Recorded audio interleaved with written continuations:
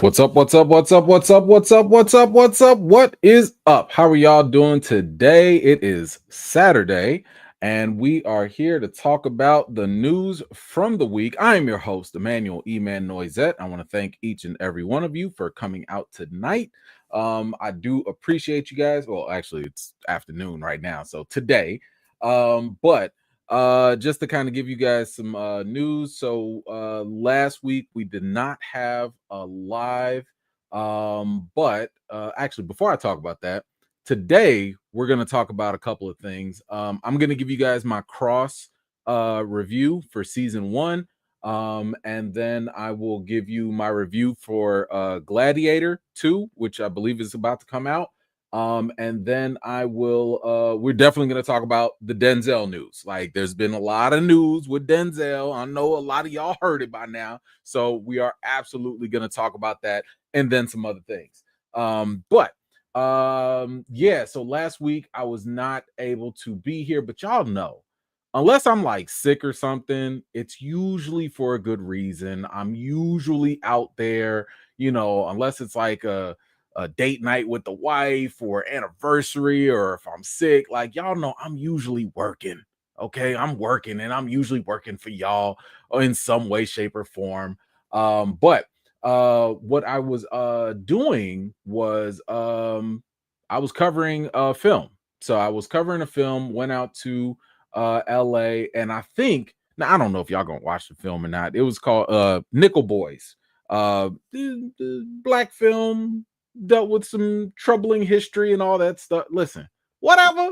Okay, whatever. I think a lot of y'all, Lovecraft Country will people, y'all will like this. I went for Ingenue. I went because Ingenue Ellis Taylor, y'all remember her from Lovecraft Country. She was there. Your boy had to go see her. I had to go say what's up. So to me, that was worth the trip by itself. So that's where I was last week, in case you was wondering. I had to go meet Miss Ingenue Ellis Taylor and the rest of the cast as well for Nickel Boys. And I'll be posting the that interview. I'll post that up a little bit later as well. So don't you worry about that. Let's see, what else did I have for you guys? So I will be talking about we'll talk about the cross stuff later, but if you haven't watched that cross interview that I did with Aldous Hodge and Isaiah Mustafa, I will give a little bit more insight about that when we get closer to the to the review. So we'll get into that. But anyway, it's Saturday. I ain't trying to hold y'all forever. I know you guys want to enjoy your weekend and everything. I was gonna go live on Friday, but to be honest, I didn't want to compete with the whole Jake Paul, Mike Tyson thing. Oh my gosh, that was such a mistake. I might as well have gone live, because I don't know about y'all, I couldn't even watch the dang on fight. I'm watching all the other pre-card fight, and that was cool, but like, they ain't had enough. Netflix, y'all need to just give up. Stop with the live stuff, because you guys clearly cannot handle when so many people tune in. First, it was what was it? It was Chris Rock, when Chris Rock went live. Then Dave Chappelle went live, and then it all froze, it buffered, and all this stuff. Like, man, if I had known y'all was gonna crash, I would have just went live, But anyway, that fight was not all that great. I felt bad. Anyway, whatever. Let's see who's here. Give some quick shout outs, and then let's get started. Let's see. Kristen Pratt holding it down for the Mod Squad. Appreciate you as always. Thank you so much. Paulette, good to see you.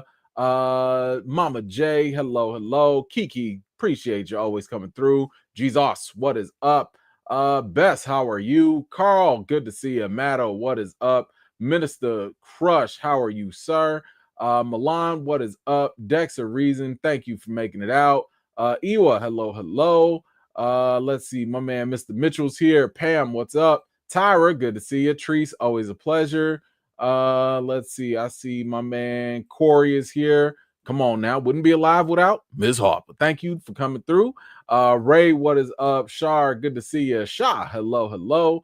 Tasha, good to see you. My man Derek is here as well. What is up? AJ, good to see you. Jam, hello. From is coming tonight.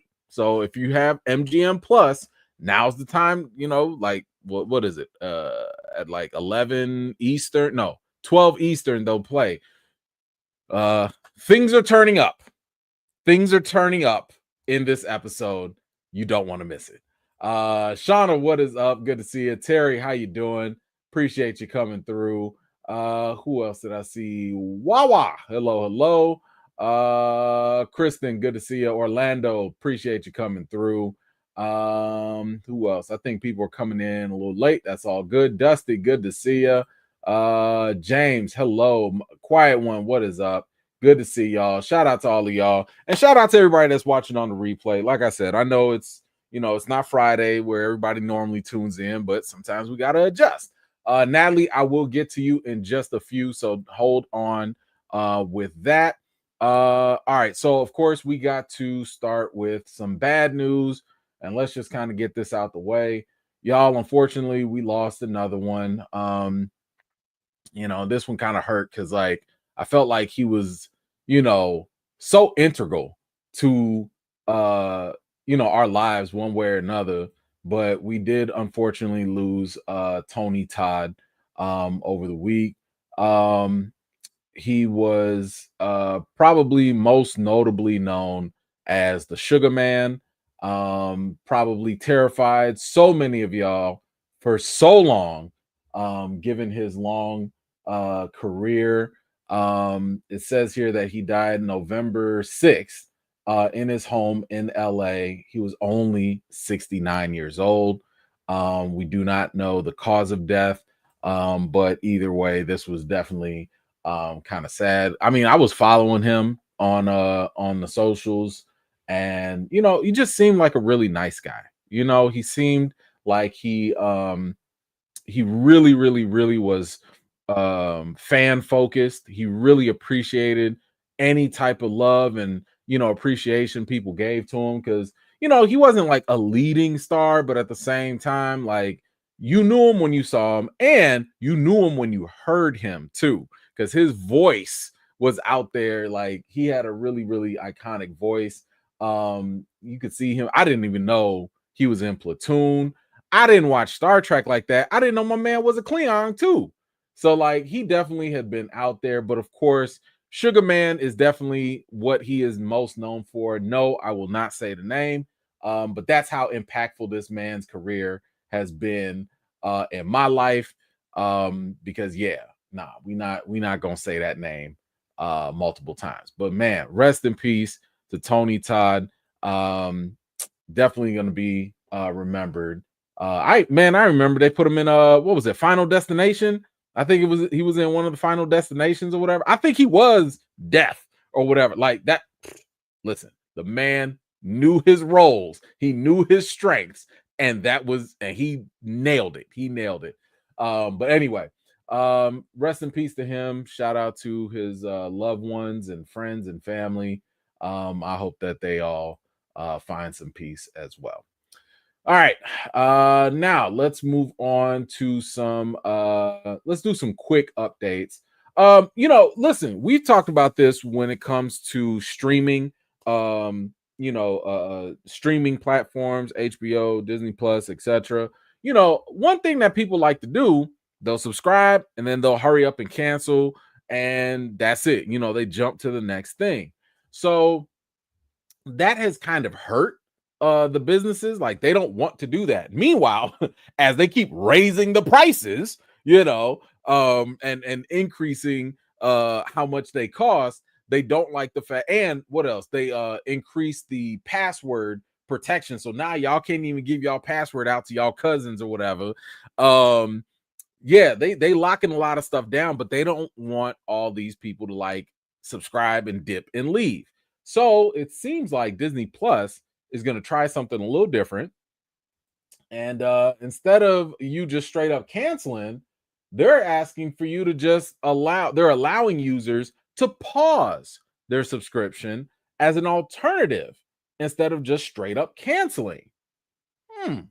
So this is kind of interesting to me, because if they pause the subscription, I can see how this makes sense on both sides. As a consumer, if you let me pause and I don't have to pay, but I'll come back. I like that because I'm saving a little bit of money, right? I still want the service, but maybe y'all just got a dry spot. Maybe for the fall, y'all ain't got nothing that's hidden. I'm not gonna keep paying y'all. And maybe I don't want to have to deal with unsubscribing and then resubscribing and getting my credit card out. And maybe I don't want to have to do all that. So I can see the value in pausing from a consumer side. Now, on a business side, I can see this working as well because one, you don't want people to outright leave. Two, you can fudge the numbers a little bit. They can cook them books by saying, like, hey, look at all these subscribers that we have. But that doesn't mean they're all active subscribers. So you can kind of get away with it a little bit. And depending on if they maybe set a time limit and say, like, okay, after you pause, we're gonna start billing up again. You're gonna catch some people sleeping. You're gonna catch some people like, all right, I'm gonna pause this for a month and then I'm gonna cancel later. And then 6 months later, they forget and they got a bill of like 6 months. So I can see the advantages here on both sides, but I'm curious, do you guys like this option to pause your subscriptions to these streaming platforms? Or do you prefer to just straight up cancel? Whatever you guys think, let me know. I thought this was kind of interesting either way. We got some other updates here. Listen, y'all watch this. I haven't finished it. I'm not ashamed. It is what it is. But Andor season 2 is a full go, and they have already called it Andor, a Star Wars story. Season 2 will premiere on Disney Plus April 22nd. Maybe this will invigorate me to finish the series. I don't know. Maybe I'll get there. But y'all let me know, are you excited for a season 2 of Andor? I believe they said that this is going to be, actually, I don't know. I don't remember what they said this was going to focus more on. But whatever. If y'all like it, hey, they're giving you more. They're more Star Wars. Speaking of a season 2, another show that we covered this too. Yeah, we covered this as well. The what happened? Where's my stuff? Hold on. Oh, there it is. The Last of Us season 2. They are going to release that in the spring of 2025 on HBO. That is definitely going to be something I think we'll go ahead and cover as well. But they are going to have that come out. So, anybody that was excited for that, here you go. It's coming. It's happening. And personally, I can't wait for that. Now, here's something. I don't remember this. Now, maybe y'all can help me out. But do y'all remember the movie called Orphan? Now, and for anybody that hasn't seen it, I'm not going to spoil it or whatever. But I really liked Orphan. Like Orphan, I think it came out in like the maybe mid 2000s, late 2010s, something like that. But I like this story. It was kind of like a psychological thriller, maybe a horror. I don't know. But it was really, really cool. And it had a fantastic twist at the end. I really, really liked the twist.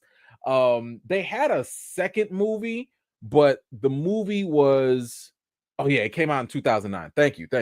But the second sequel was actually a prequel, which kind of made sense because, once you find out the ending of the first movie, it's kind of hard to kind of think of like, well, what will happen after that? But anyway, I really liked it. It felt very original. I didn't watch the prequel, but it seems as though that they're not done because apparently it says here a third film of Orphan has actually been greenlit. And the original actress, she is coming back as well. So we got more of this. Now this kind of makes me want to go watch the second film just to see if there was anything I missed. But I was just kind of curious. Did you guys like the first Orphan? And have you seen the prequel? If you have, does this excite you for more and a third movie? I'm kind of iffy about it. I'm still gonna watch it, but I was kind of, I don't know. I was a little surprised that they would actually keep this going, but I'm here for it. What else? We got some more quick updates. Oh, so recently, I don't know, this has been a trend in Hollywood. They've been asking Quentin Tarantino about other directors, other movies, and he would kind of give his opinions on certain things. And one of the movies that he kind of gave his opinion on was Dune. So in Dune, of course, we know that was directed by Denis Villeneuve. Dune, I thought was the second movie, I thought was really, really solid. But yeah, they asked Quentin Tarantino, like, how did he feel about it? And Tarantino was like, I refuse to watch it. I don't know why, don't really care, doesn't matter. But while he refused to watch Dune, they asked the director, they asked Denis Villeneuve, like, hey, Quentin Tarantino, your colleague, he refuses to watch your movie. And they asked him, what do you think about that? So Denis answered, and he gave a simple answer. I don't care. He said, I don't care. Like, what? So what? And I think we need more of that.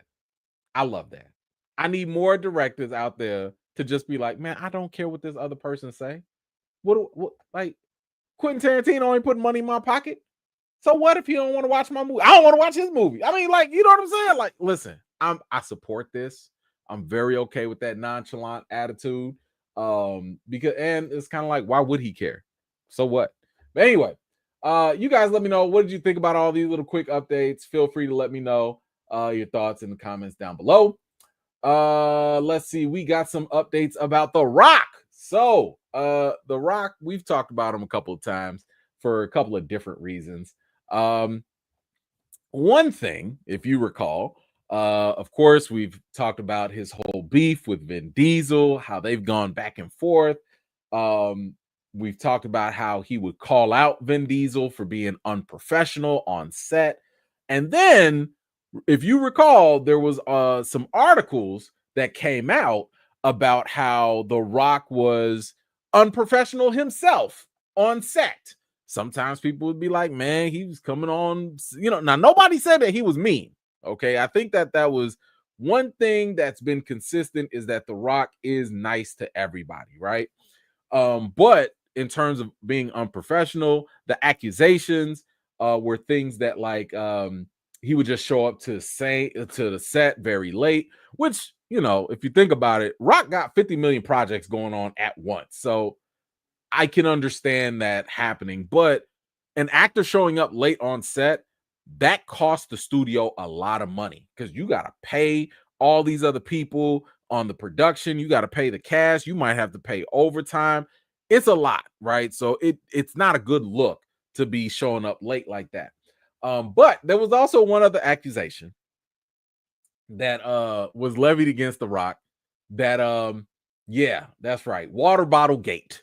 Yes. A lot of people were kind of shocked by that. And the accusation was basically, they'll be in the middle of shooting. The Rock got to go to the bathroom, and he will just take a water bottle and pee in the water bottle and give it to his assistant. Not one word of whether any hands were washed in this process. Not one, little moist towelette, no alcohols, drops of nothing. Just yikes. So The Rock was asked about this in an interview with GQ, and he confirmed this to be true. The Rock said, yeah, that happens. That happens. Not, it happened once. Not, it was just a couple times. Nah, that happens. This sounds like it's a frequent thing. This sounds like this is just part of Rock's routine. It happens. If I gotta go pee, grab me a bottle. I feel like the studios might as well just start bringing portable, like the porta potties. Like, just bring one on set for this man. Just, what's it gonna hurt? Okay. Anyway, in addition to water bottle gate, Rock also has another movie out, and it's called Red One. Um, and I'll be honest, like I had zero desire to watch this. In my opinion, just going off of the trailers, description, and all that, it looked corny. It did not look entertaining. This is the movie that had um Chris Evans in there, and they had to go save Santa Claus and all that. But nothing about this movie seemed compelling to me, so I just kind of avoided it. Another reason why I avoided it is because I've been looking at Rock's track record. Now, I've told you guys my apprehensions whenever it comes to Rock and his production company, $7 production.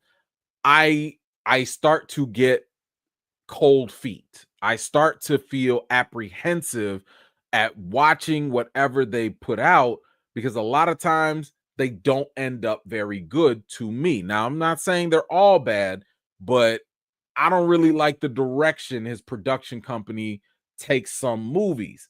And it seems like this was no exception to that. But one of the reasons why I've had issues is not just because of arbitrary things. Again, I read and I watch and I listen to The Rock. I listen to a lot of the things on how he forms his decisions. And that is what gives me pause, right? Because one of the best things you can do is to listen to what people say and believe them, right? So The Rock, he had something to say about Red One, and this is how his thought process was. And I think it was very telling. So let's go to what he had to say. It says here, The Rock says when he went to go see Oppenheimer in IMAX, he chose to sit in the same seat that Christopher Nolan uses to watch his films. And The Rock said, I was thinking, holy crap, Red One on this IMAX big screen with this technology, it's going to be game over. The film currently has a 36% on Rotten Tomatoes. It's game over, all right. It's game over. I don't know if I've heard any one of my friends or colleagues that have really enjoyed this movie. I have zero incentive to go watch this movie. But what bothers me is just kind of like when The Rock sees something or thinks of something, you know what? And I'm not trying to be rude. I'm not trying to be rude or disrespectful because I'm a fan of The Rock. But I feel like the best comparison I can give to The Rock as one of my favorite wrestlers of all time, I feel like he's like Michael Jordan. When he's wrestling, this man is one of the GOATs, right? But if he has to own something, if he has to run a franchise, that ain't for you. For my sports fans, y'all already know Michael Jordan running the Charlotte Hornets back in the day. No, no, big no. So this is kind of like how I feel because I remember, The Rock thought that it was a good idea to bring Henry Cavill into Black Adam and it backfired. The Rock thought that, it's just a lot of the decisions he makes. I just don't think he gets it. At no point did making Red One be on IMAX feel like the type of move that would make it compelling.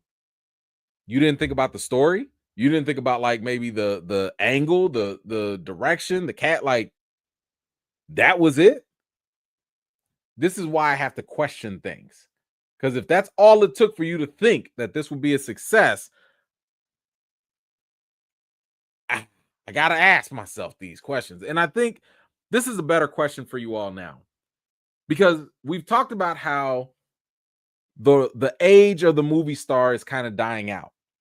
But The Rock kind of felt like one of the final last movie stars out there, him and Tom Cruise and Will Smith.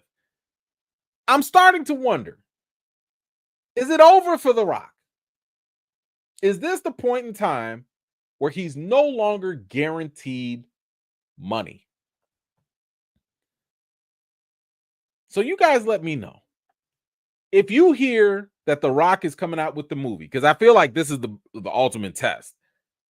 If you hear that he's coming out with a movie, are you automatically saying, we about to go watch this? I'm about to go pay for a ticket to go see this. So in your opinion, is The Rock still a movie star? And by movie star, I mean somebody who, regardless of the story, regardless of the movie, they're going to put butts in seats. I kind of think his star is fading. I don't know. But you guys let me know. What do you think about Red One? Have you seen Red One? If you did, please feel free to let me know what you thought about it in the comments down below. Quiet one. If you smell piss, what The Rock is cooking. Yeah, I think I'm sure somebody smelt it. I'm sure someone smelt that for sure. Oh, let's talk about this.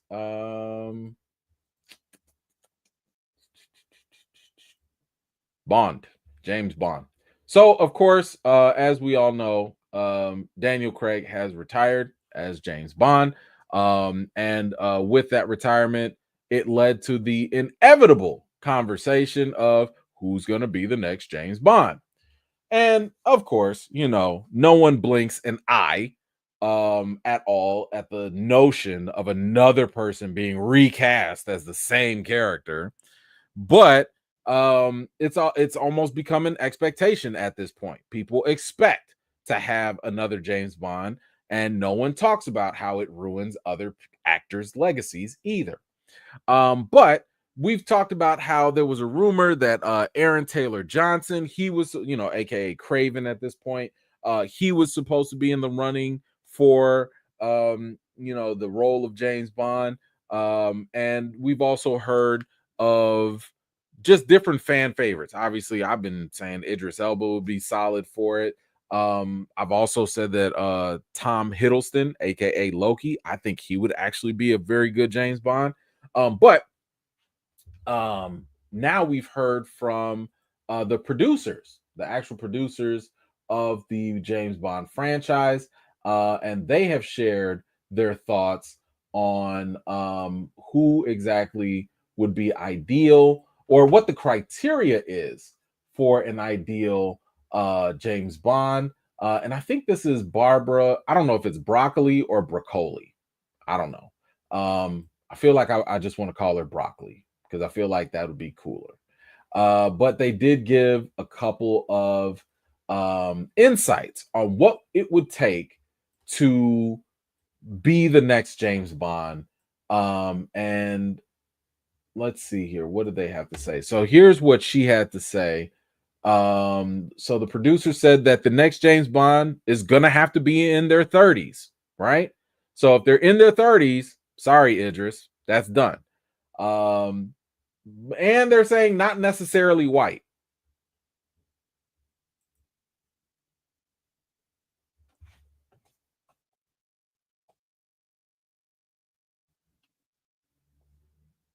Stop it. Stop it. Y'all not going. The next James Bond doesn't have to be white. Stop it. Listen. Given how the country, the world has voted, you mean to tell me y'all gonna risk not putting a white James Bond up there on the screen for the next 10 years? I go ahead and try that out. Let me know how that works. I dare you. I dare y'all just to get somebody just a little tanned. Just try that. If y'all don't put the whitest, palest, just clearest looking James Bond on screen, y'all finna fail. Yeah, listen, I'm okay with it.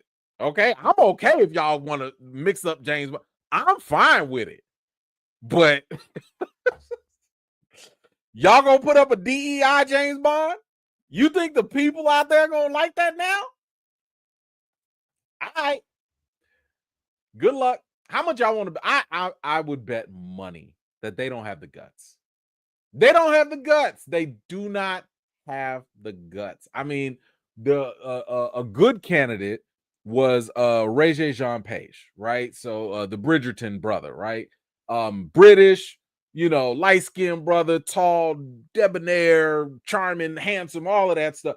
To me, he looks like a great James Bond. But y'all don't have the guts. Stop playing. Talk about he don't have to be white, please. Yes, he does. Can we just listen? Can we just stop lying? Can we just stop lying? I'm just saying, okay? I ain't trying to be political about stuff. I'm just saying people need to just be honest. There are people out there that don't like women. There are people out there that don't like people of color. Just be honest about it now. It's okay.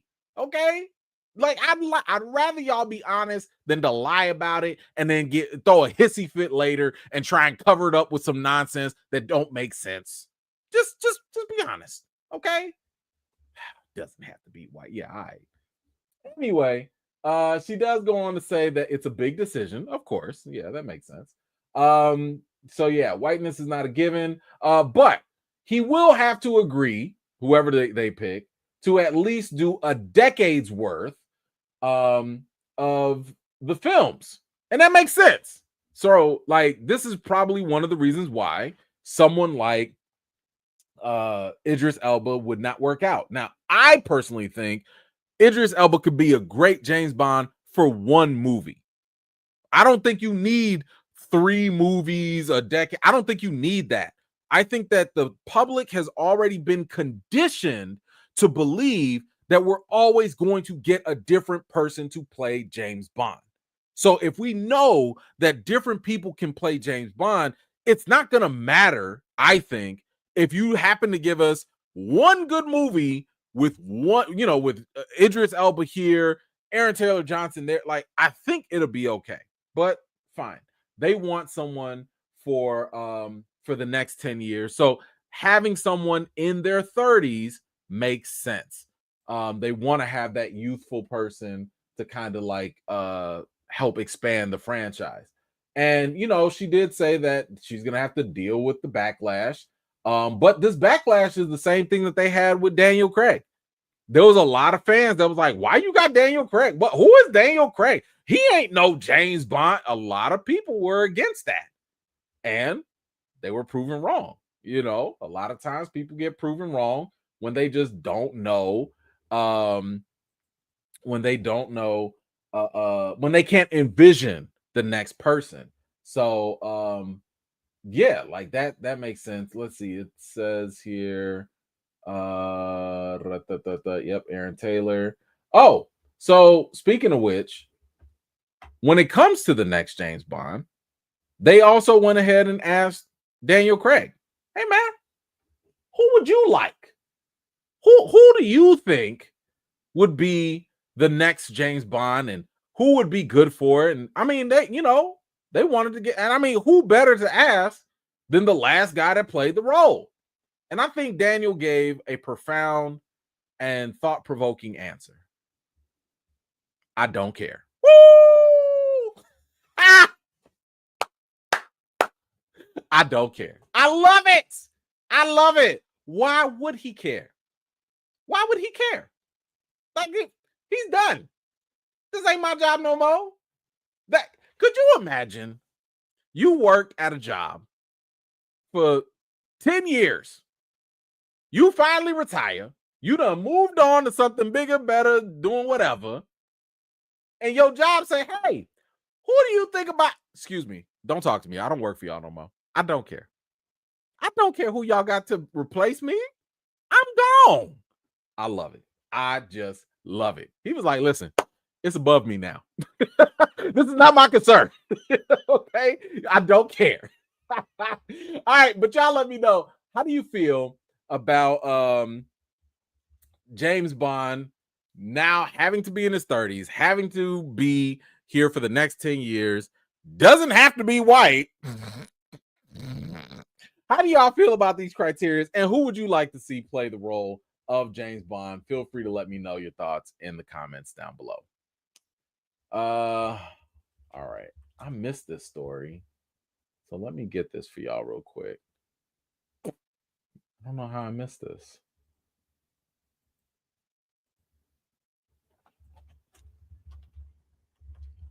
Give me 1 second.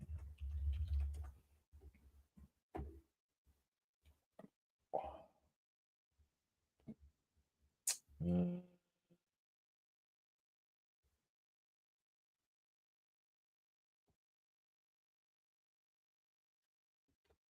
okay. Okay. Yeah, we'll talk about that in a second. All right. Let's see. I got some comments. Who's talking about? Shogun, what you got? Aren't they doing another Jumanji? If that's a banger, I could see Rock's career getting a heartbeat again. Yeah, they are doing another one. Um, that's the thing, right? Like, I don't the only thing that seems to be holding Rock together is whenever he's paired up with Kevin Hart. I don't know what other things Rock is able to do. Like, he needs help. The Fast and Furious franchise, I feel like both need each other. They need The Rock, and The Rock needs that. Um, and he needs Kevin Hart. Like, I don't know if he can really do solo projects anymore. And I think it goes a little deeper than that, but yeah, maybe the Jumanji thing might be a little bit, but I don't even remember the second movie. I remember the first one, and I liked the first one. I thought it was fun. I still think the original is better with Robin Williams, but I enjoyed the first one with Rock and Kevin Hart. I just don't remember the second one. And I don't know if I'm excited for this third one either. I mean, I feel like comedies just kind of come and go at this point. Like, they don't really have the lasting power that comedies used to have back in the day. I don't hear anyone quoting or referencing or making memes out of places, out of like Jumanji. You know what I'm saying? Like, I don't see that, so I don't know if it'll give like a long, it might give him a little CPR. I don't know if it's a second breath. It might give him a little CPR and help him hold on. Jay, what you got? On one hand, Dwayne Johnson perhaps brings in more box office than another star. On the other hand, his price tag has become more than his added box office value. I think that is a great assertion right there. Yeah. And I mean, that's the thing, right? Like, he's one of the highest paid, but the question is, like, is he worth it? Is he worth it at this point? I don't know. I don't know. That's really, really hard to tell, because we don't. I don't know. I don't know. But yeah, that's a great, great observation. Thank you for that. Shogun, what you got? If I remember, fans chomped on Craig for having blue eyes, super picky fan base. I did not know it was just for blue eyes. I didn't know that was a thing. I just knew that people just couldn't see him. I remember people saying he wasn't handsome enough, he wasn't charming enough. I think he might have changed their minds when he did his little scene with the speedo, and then people was like, oh, or I think a lot of people kind of changed their mind when they saw how rough and how, like, rugged this James Bond was. Like, he wasn't smooth. When you watch Casino Royale, that's a James Bond that's willing to get down and dirty. So that was definitely a change of pace for them. Thank you for that. Quiet one, E-Man, an official member of I Don't Care team. Man, listen, I might just go make it. I might go make it official. Thank you for that. Nerdy, what you got?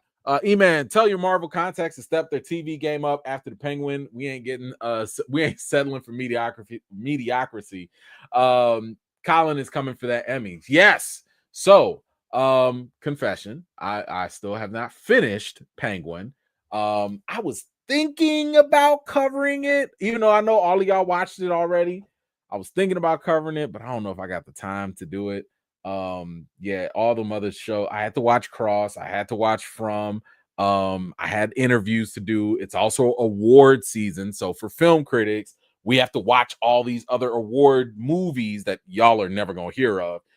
So I could get my voting done in time. So I just have not gotten a chance to finish Penguin, even though I know Penguin is great. Not good, but great. I know it's great based off of all the feedback. So here's the thing. I fully support that notion. I fully support that because what you just said is what I've been telling people to do with everything. The moment you see the bar be raised, it is your right as a fan, as a paying customer, to demand the same, if not better quality from other competitors. This is the argument I've had with Venom, with the Sony movies.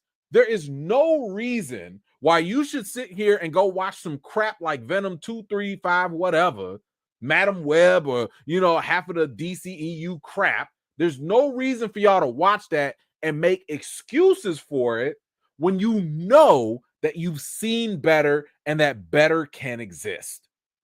Y'all gotta stop rewarding mediocrity. You have to, because the studios are going to be lazy and they're just going to keep giving you mediocre stuff because they're like, who cares? They going to pay for it anyway. No, stop that. Stop that. But yes, I hope Penguin does win an Emmy. I hope Colin does win, because now that should force these other studios to step their game up. You can't just keep giving us mediocre stuff, Hawkeye. You can't give us that crap no more. Stop. So yes, I'm with you on that. Thank you for that.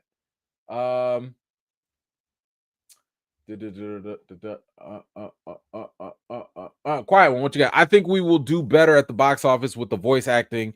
Or Rock will do better with Moana 2 and Jumanji 3. Yeah, probably. I think Moana 2 is supposedly, according to some insiders, they're like, oh, this is gonna be bigger than Inside Out 2. I'm like, wait a minute. Like Inside Out 1 and 2 are great. Moana, I like Moana. My kids like Moana. Is Moana 2 gonna be that much better? I don't know, but we'll see. But thank you for that. Appreciate you. All right, let's move on. We got a quick update. Yes, Hawkeye was trash. Yes, Hawkeye was trash. To me, I did not like Hawkeye. We got a Lara Croft update. In case y'all forgot, we were talking about this last time, but there was a competition going with golly, what was that girl's name? I don't even remember the girl's name. I don't know. But it was between some random girl from Bohemian Rhapsody and Sophie Turner from Game of Thrones. And in case you did not know, the Lara Croft series is based off of the video game for Tomb Raider. And I still think, to this day, Angelina Jolie is the best Lara Croft we've ever had. Just the best. Now, in terms of like media from TV or movies, I do really, really like the Netflix series that just came out. I thought that Netflix series, it's voiced by what's the old girl's name? Girl that plays Peggy Carter, Haley Atwell. It's voiced by her. That series is fantastic. It's really, really solid. Really, really good. But live action, ain't nobody coming close to Angelina Jolie's portrayal. Like, to this day, when I look at Angelina Jolie, I'm like, she looked like the video game character. Yes. Okay. Yes. She looked the part in all ways. So besides looking the part, I mean, Alicia Vikander, she was fine. In the last movie, she was okay. She played a younger Laura, whatever. It was okay. But Amazon bought the rights. So they're going to redo the whole franchise. They're going to redo the whole movie. But it looks like they finally picked who they want as their new Lara Croft. And it's no other than Sansa Stark. I don't think this is going to work. I'm sorry. I don't have a lot of belief that this will work. I don't care if you color her hair. I mean, she obviously is British. She's got the English accent. Okay. I don't know if I'm going to believe her in action scenes. And if we're being brutally honest, I'm not a fan of her acting outside of Game of Thrones. When she was in Game of Thrones, Sophie Turner was cooking. As Sansa Stark, she did a phenomenal job.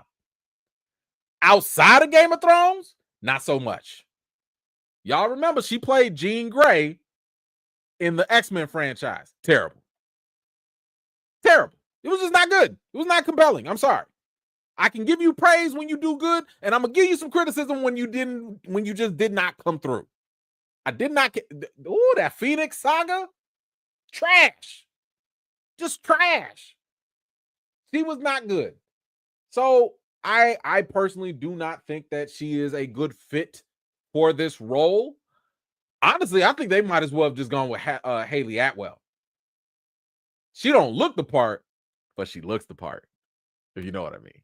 But anyway, what do y'all think? Sansa Stark, Sophie Turner is going to be your new Lara Croft in the Tomb Raider live action movie. I don't know. I don't see it. I'm not feeling this. I'm open to being surprised.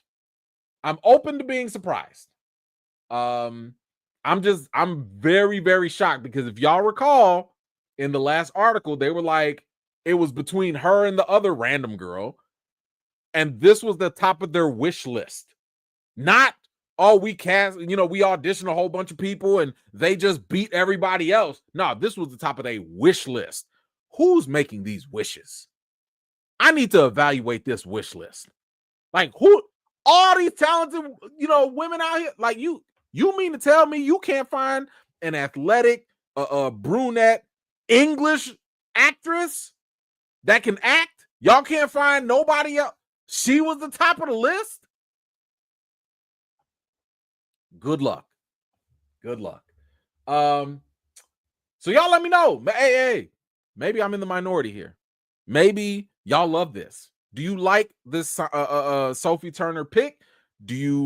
Are you interested more in watching a Lara Croft Tomb Raider franchise with her at the helm?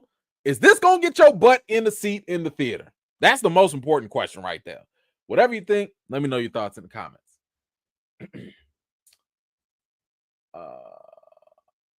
Oh boy.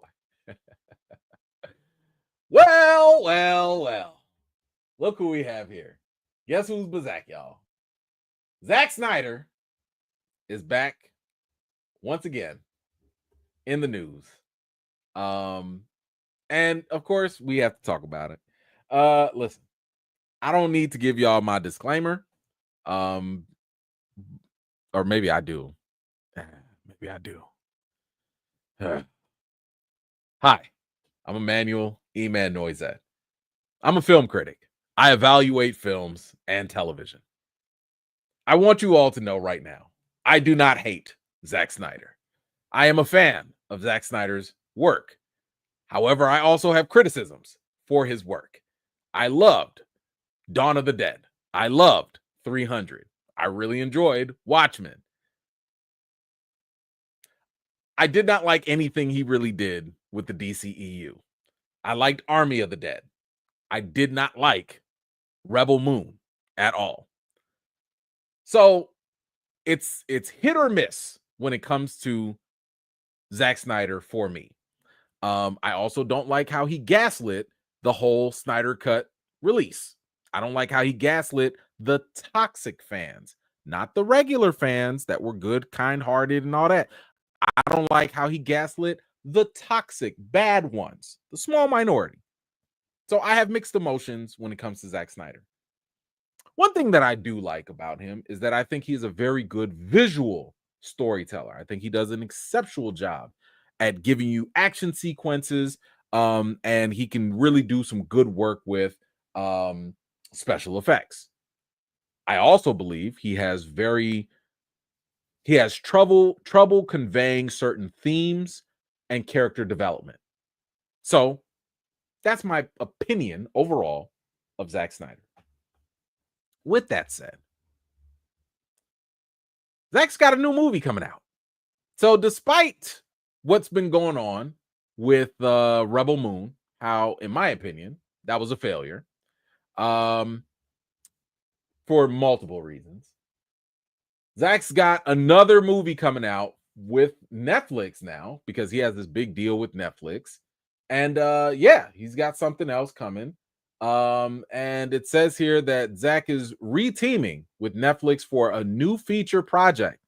This one is an untitled action movie centered on the LAPD, the Los Angeles Police Department.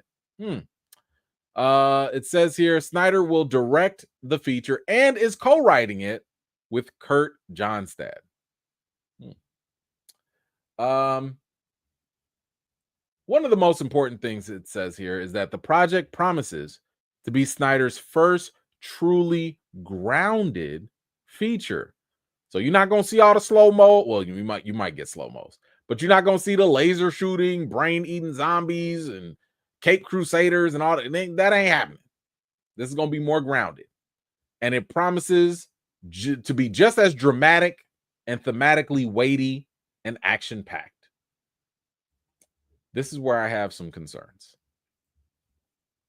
As I mentioned earlier, I think Zach's strong suit is his visual,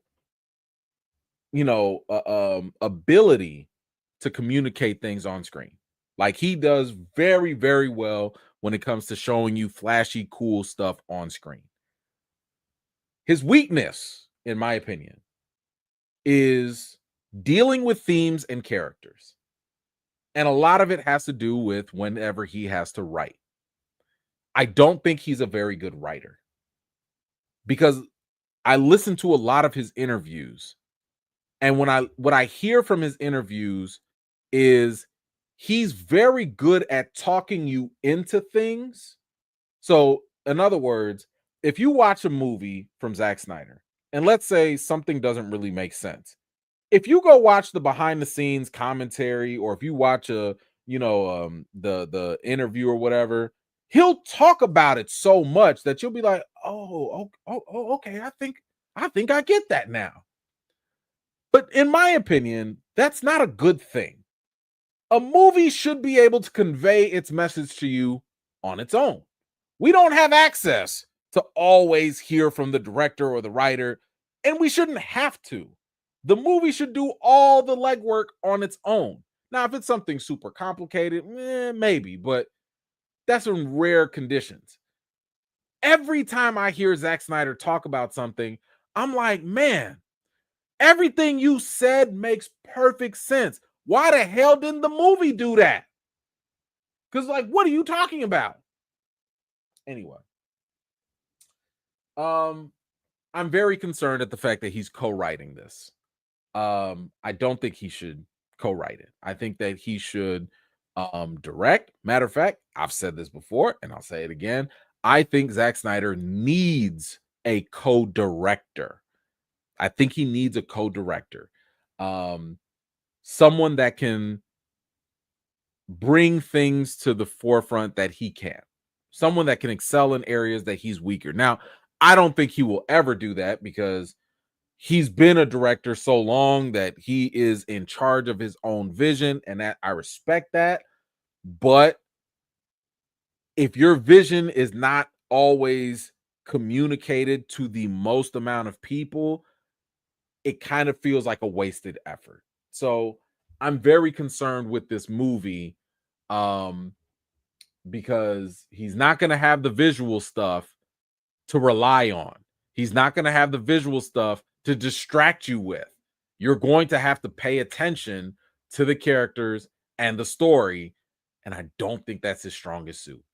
It does say here specific details are being kept locked up, but the action thriller is being described as being set in the high-stakes world of life and death and centered on an elite LAPD unit that is relentlessly confronted with the unforgiving collision of law and morality.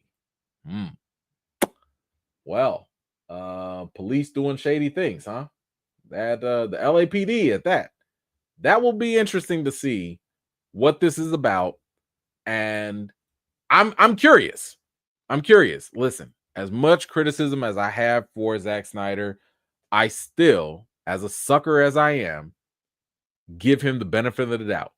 I still think that, you know what? Maybe the next time you'll get it. Maybe this time you'll be better.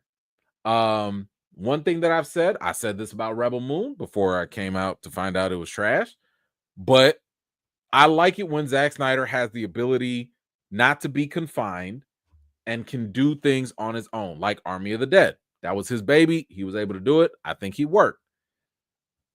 This is not based off of some comic book. There are no expectations with this. So he has free range to let this LAPD movie be whatever it is.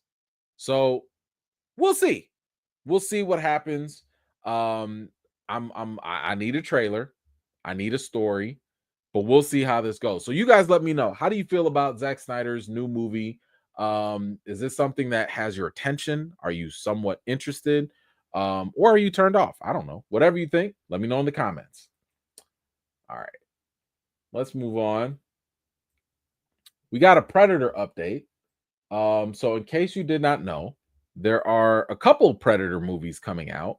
We talked about this a couple weeks ago where one of the Predator movies or one of the Predator projects that they wanted to do was that they were actually going to make this animated. They were going to make this animated. We talked about how apparently they wanted to make one of them about pirates, I guess, and then another one about samurai. But y'all already know I'm down for forget the samurai. Just go full ninja. You make Predator versus ninjas, you win. Okay. But before all of that can even go down, they're going to have Predator Badlands. So Predator Badlands is going to be the next live action. This is going to be, I think, a little bit after Predator Prey, I believe. Which Prey, by the way, if you haven't seen that, Prey was really, really good. But we do have some commentary here from the director of Predator. And by the way, I believe this comes out. When does this come out? This comes out November 2025. So it's coming out pretty soon. But you'll notice here that we're only getting the back of the Predator, and I think that's for a reason. But Predator Badlands, it says here, it's not exactly a follow-up to Prey, but a future set tale taking place on an alien planet. Okay, so we're not on Earth. And most importantly, it brings a very different kind of Predator protagonist, the Predator itself. This is from the director. He said the creature is front and center, leading the charge. He's still bad, to the core, but there's something there that touches you emotionally too, creating a character you connect with, but are also super intimidated by. Has been challenging, but exciting. This is coming from the idea of pushing the franchise's boundaries, letting us root for a hero we rarely get to root for, but in a different way. And that transformed into this big idea for rooting for the Predator. Now, he's talking about this. What was the last Predator movie? I think that was like in 2018, right? Yeah. So there was a 2018 movie, Predator, The Predator. And if I'm not mistaken, this was The Predator. Hold on, there it is. It was this movie right here. If I'm not mistaken, wasn't the Predator the main character in this one too? Well, maybe not the main, but like, weren't we rooting for the one of the Predators already? I don't remember. The movie was terrible, so I probably blocked it out of my memory. But I do think that this is kind of interesting. I'm curious if we're even going to have the Predator talk. I'm curious if the Predator, if maybe they do subtitles or something. I'm curious if how are they going to force the human character, because there's always got to be a human in there. How are they going to make us care about that? I wonder if we even need a human in that point. But I don't know. Like it's I don't know. Obviously they don't have a lot of details about what's going on with this. But you guys let me know. How do you feel about a Predator movie where now the Predator is the main character, and that we're going to be rooting for him. First, wait a minute. Weren't we rooting for the Predator in Alien versus Predator? Like, why are they acting like this is new? This is not new. Like, we've cheered on the Predator before. Like that, what are we talking about here? I don't know. Anyway, you guys let me know. How do you feel about this Predator movie? Are you excited for it? Do you like this idea of having the Predator be the main character? Whatever you think. Let me know in the comments. Oh. We have a Star Wars update. All right. Star Wars has been one of the biggest franchises out there. And I would say maybe it's second to Marvel at this point, in terms of building a big cinematic franchise with video games, TV series, and and movies and all that. But Star Wars has been a very troubled franchise as well. We've seen how some of the TV shows have done very well. Shout out to Ahsoka. Shout out to The Mandalorian. And we've seen some of the TV shows not do so well. Sorry, Boba Fett. Sorry, Acolyte. Like, they've been kind of hit or miss. And the movies, yikes.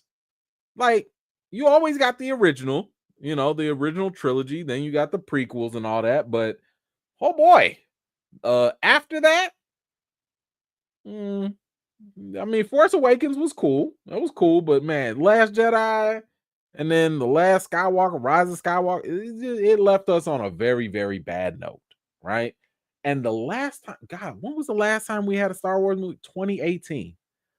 Billion dollar franchise, and they haven't kicked out one movie since 2018. Now, just so that we fast forward, it was announced that they were going to have a new trilogy. They had James Mangold in there, one half of the money team, Dave Filoni. He was going to make a Star Wars movie. You had another female director. She's making a Rey movie.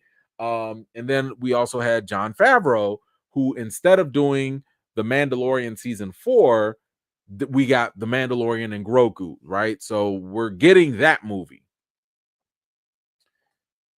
But in true Star Wars fashion, nothing is official until you see a trailer.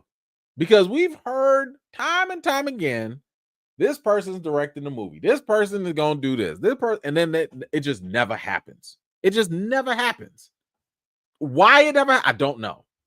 But this, to me, it's similar to the Blade situation with Marvel, because Star Wars will constantly be like, oh, we have this coming or we have that coming, and then just nothing. No delivery, no follow through. Now we got a new announcement. And you guessed it. It's another Star Wars movie, something. But here's the thing. I don't even care that it's another movie that they're announcing. I don't care. I don't care if it's being reported, whatever. I don't care about that. What I do care about is the who. And the who this time is Simon Kinberg. For those of you that don't know, I have had a tumultuous relationship with Simon Kinberg. If you don't know who Simon Kinberg is, Simon Kinberg, in my opinion, has been what I would call bizarro Kevin Feige. This is the guy who, in case you were wondering, for years, this was the guy that was behind the X-Men franchise back at Fox. All them times that y'all was sitting here saying, oh my gosh, will Fox sell X-Men to Marvel because Fox keeps messing up? Thanks, Simon. It's his fault. This guy has such a shaky record. Now, again, I call him bizarro Kevin Feige because Kevin Feige, yes, he does have some mistakes. He has some misses on his track record for sure. Kevin ain't perfect, but Kevin has more wins than losses.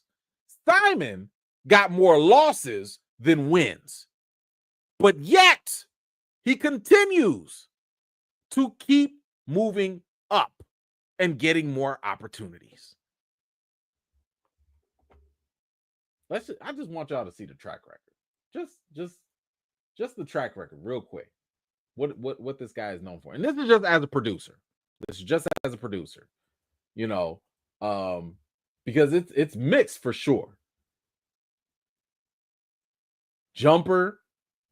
No, we gotta. Oh, they won't go back further. Oh, they won't even go back even further than that. Okay. Just all the bad X-Men movies. Last Stand, the Dark Phoenix, Apocalypse, all that stuff is on this man's record. Just terrible. But now we're finding out that Kinberg is going to write the trio, a trilogy of Star Wars movies, and produce them with Kathleen Kennedy. Not one movie, not two, but three. And it says here, I heard this will comprise of episodes 10 through 12 of the Skywalker saga. So, never mind Star Wars trying to do something different and new. We gonna keep it running it back with the Skywalkers. It says here, insiders disputed my intel that Kinberg will continue that storyline, saying that instead, it is a new saga. Maybe. Okay.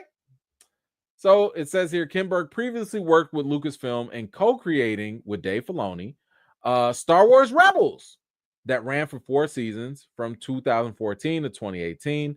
He also consulted on The Force Awakens. Now, this is where I have those mixed emotions because I liked Star Wars Rebels. I enjoyed Star Wars Rebels. I thought that was really good, especially coming right after Clone Wars. Those to me were one of the best things I've seen with Star Wars. Now, they said he consulted with The Force Awakens. I like The Force Awakens. I thought it was solid. So despite the fact that this man has had a shaky record, matter of fact, hold on, I want to see what did he write? Because as a writer, I think that matters too. Let's go to what he's written. Triple X, State of the Union, 4.5.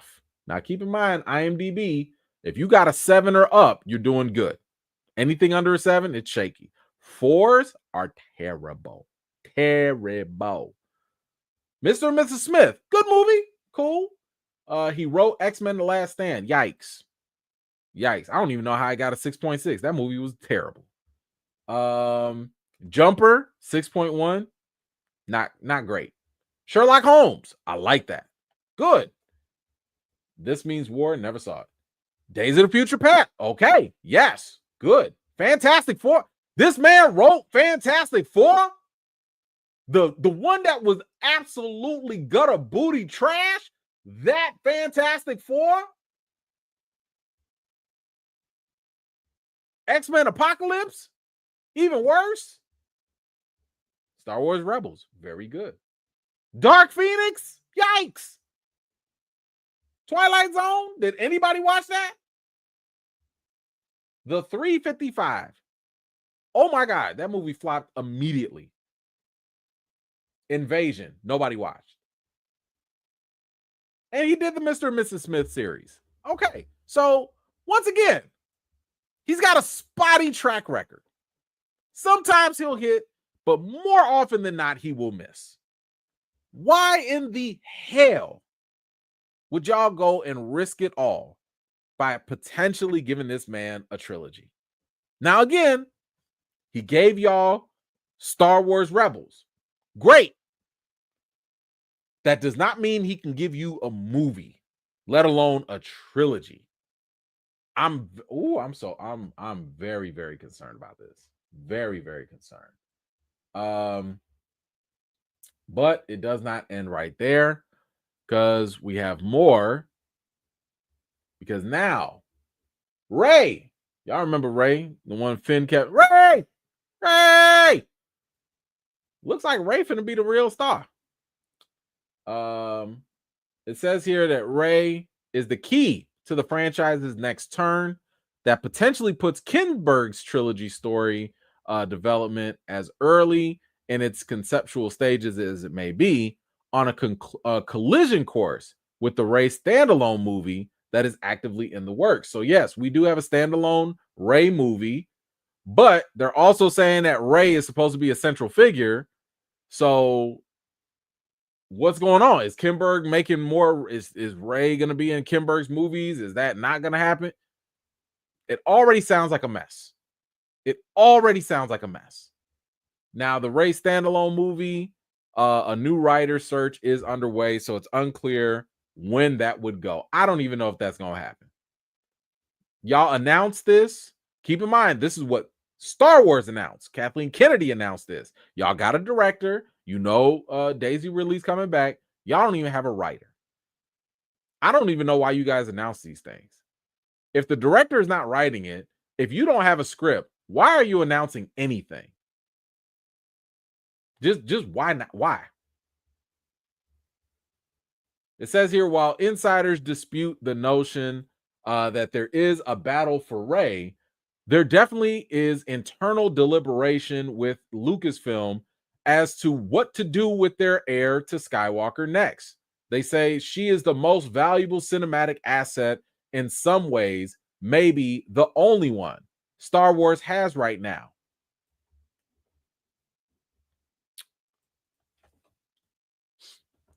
If y'all think that Rey Palpatine Skywalker, if y'all think she is the most important value asset to Star Wars, y'all don't know Star Wars. Let me tell y'all the most important asset to Star Wars. Because it's not Rey. It's just not Rey. The most important aspect, I'm going to say, it's three things. It's three things that will drive the Star Wars franchise. The Force is number one. The Force. When you make things about the Force, you win. That's when you're going to get the when you add to the myth, when you add to the lore, when you add to the complexity, that's what's going to drive stuff. Number two, lightsabers. To me, lightsabers are just like ninjas. They just make everything better. If you just give people the Force and lightsabers, you win. You win. And third, the other most important thing to the Star Wars franchise, besides the Force, besides lightsabers, it's the dark side. Those things, whenever they are channeled in certain characters, when they are channeled in the stories, they can be valuable assets. Because Rey is replaceable. You could replace Rey with anybody. But the thing that compels people is, what are you going to do with the Force? What are you going to do with the lightsabers? And who's on the dark side that's going to be the villain? That's going to really compel people to watch. I think those are the real assets to the franchise. Those are the things that are unique to the franchise. Now, I know they're intangibles, or whatever, but at the same time, those are the things that people usually are gravitating to whenever it comes to Star Wars. But Rey, y'all, let me tell you something. Didn't we just get done talking about James Bond? In today's world, y'all gonna pin y'all hopes on Rey? That's just like James Bond talking about, James Bond doesn't have to be white. You sure? You sure Rey is y'all best asset? Ooh, man.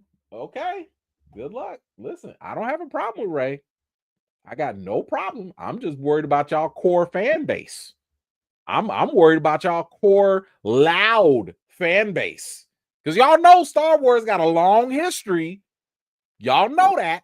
They got a long history of having their fan base, the core minority of their fan base, be real loud about certain things and certain people, certain types of people. But y'all want to bank everything on Rey? Good luck. It says here, according to sources, Rey is set to play a role in several movies that are being developed, along which, although which ones remains is unclear. Some Lucasfilm directors are aware of what others are working on, while others are not. This, to me, sounds like, yet again, another mess.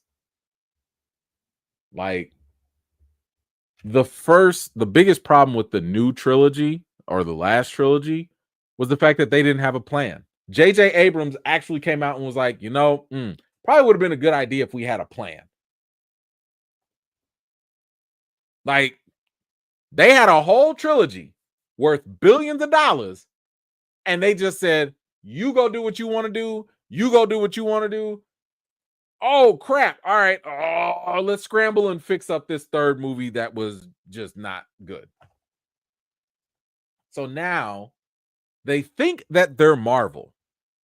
They think we can have these directors working in silos, work on this project, work on that, and somebody's going to guide all this together. No, y'all. Who?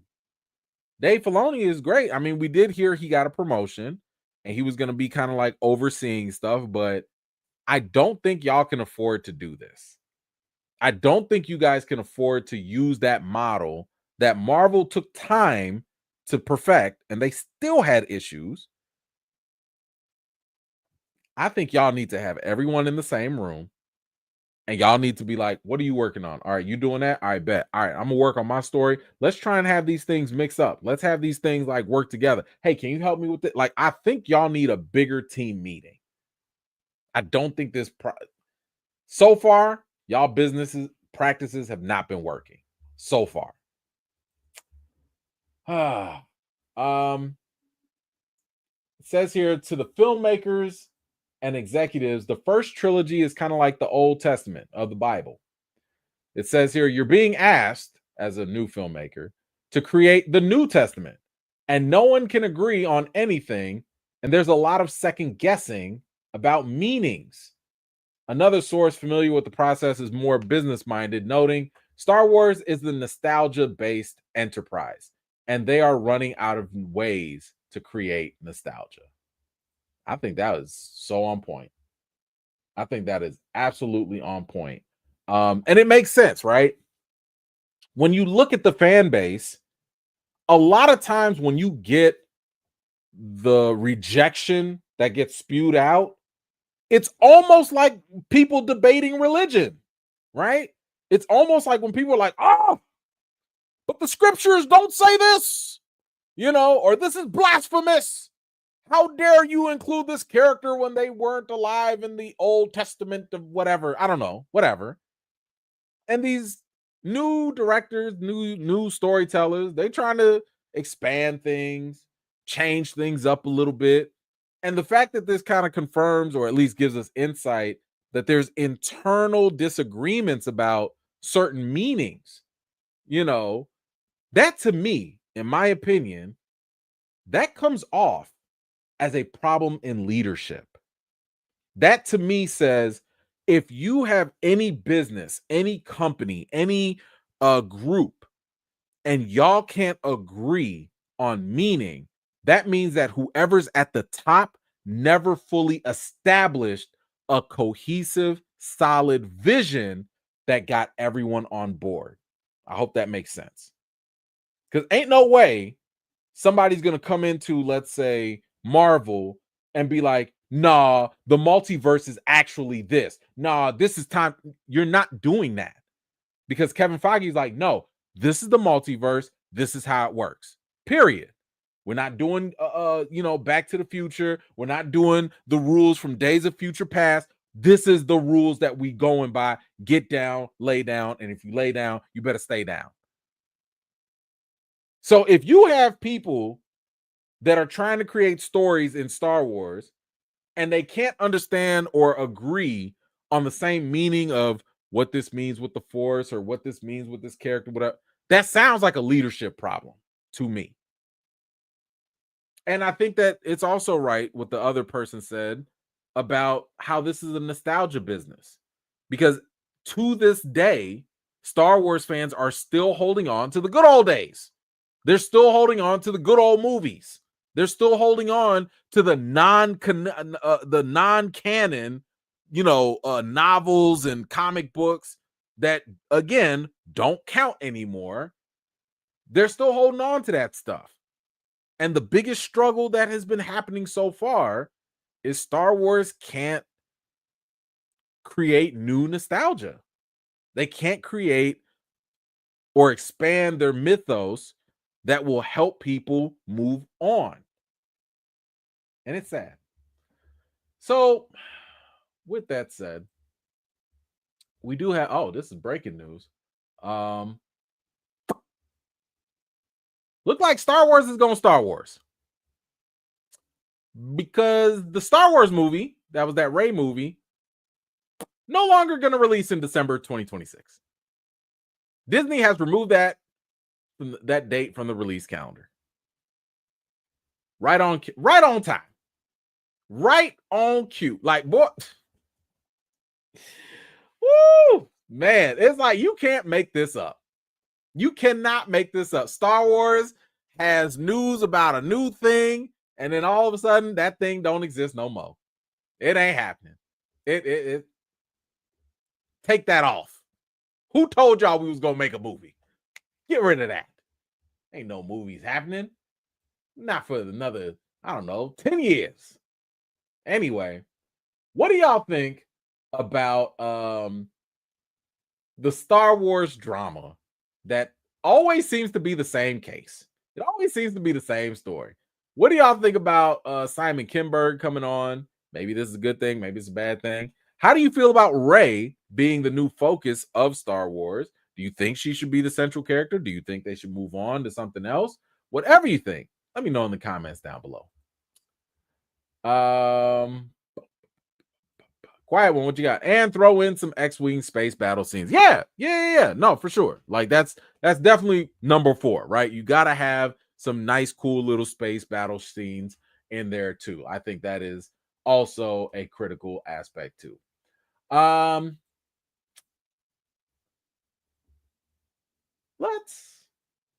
Let's watch something. So I saw that there was this movie called The Amateur, and I liked the cast of what they were talking about, or I read like the little description of what it was about, and I thought that was kind of intriguing. And they got a trailer, so let's watch a trailer.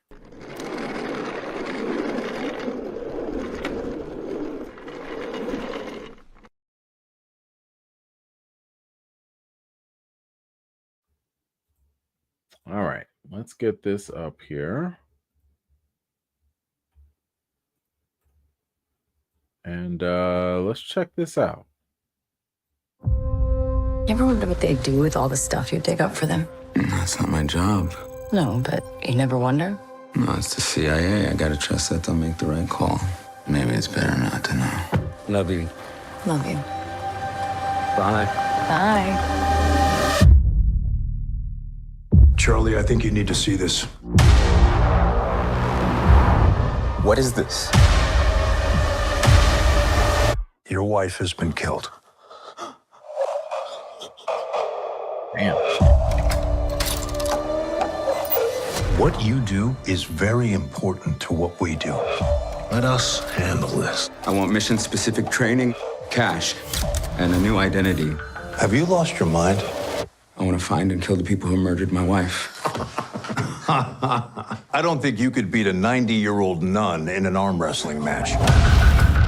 I want to face my wife's killers, look them in the eyes, and balance the scales. Take it.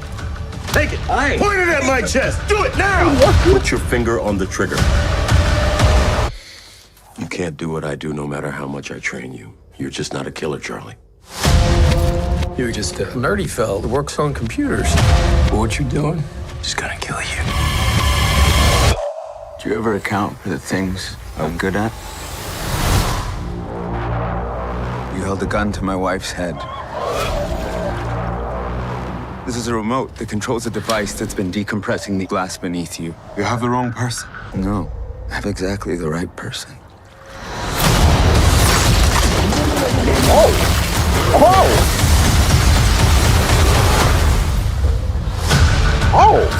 We got a ping in Rome. He's in London. He just got on a bus in Prague. He practically invented half of our surveillance.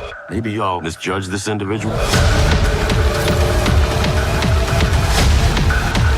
This ends here.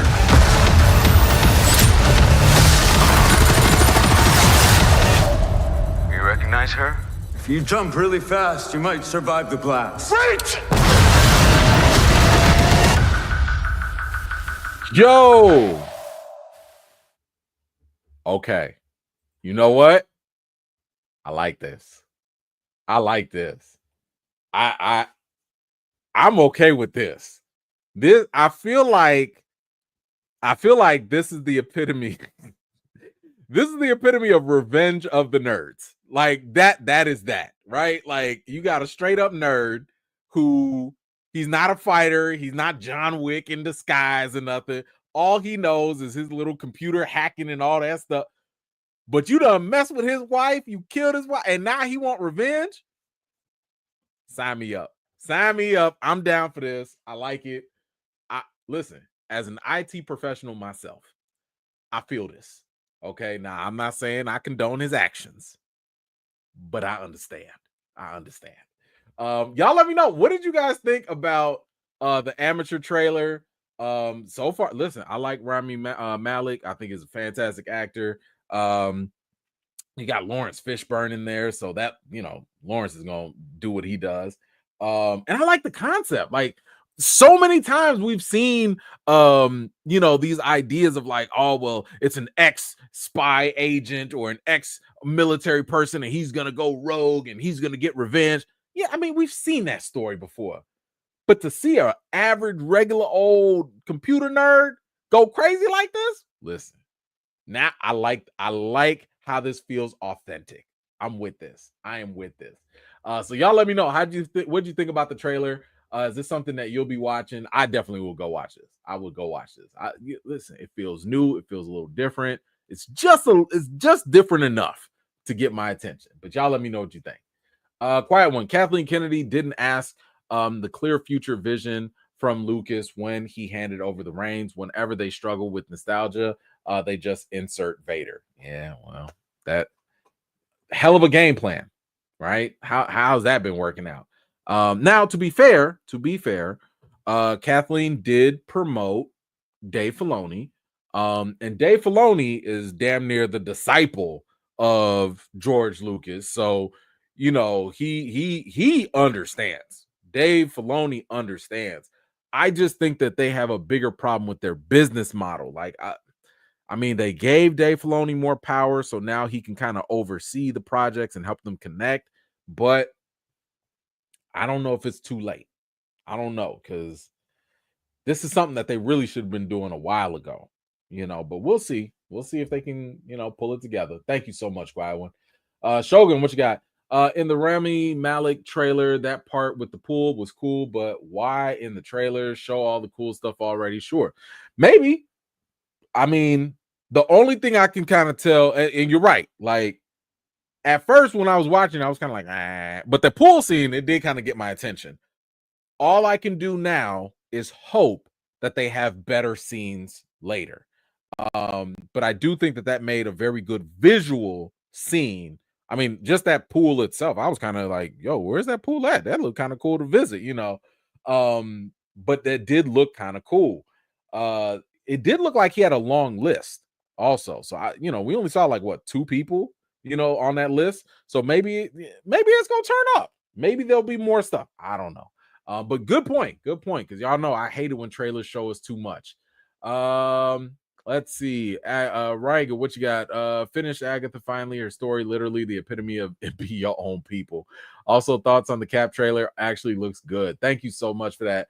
Yeah, so I did finish Agatha. It's all right.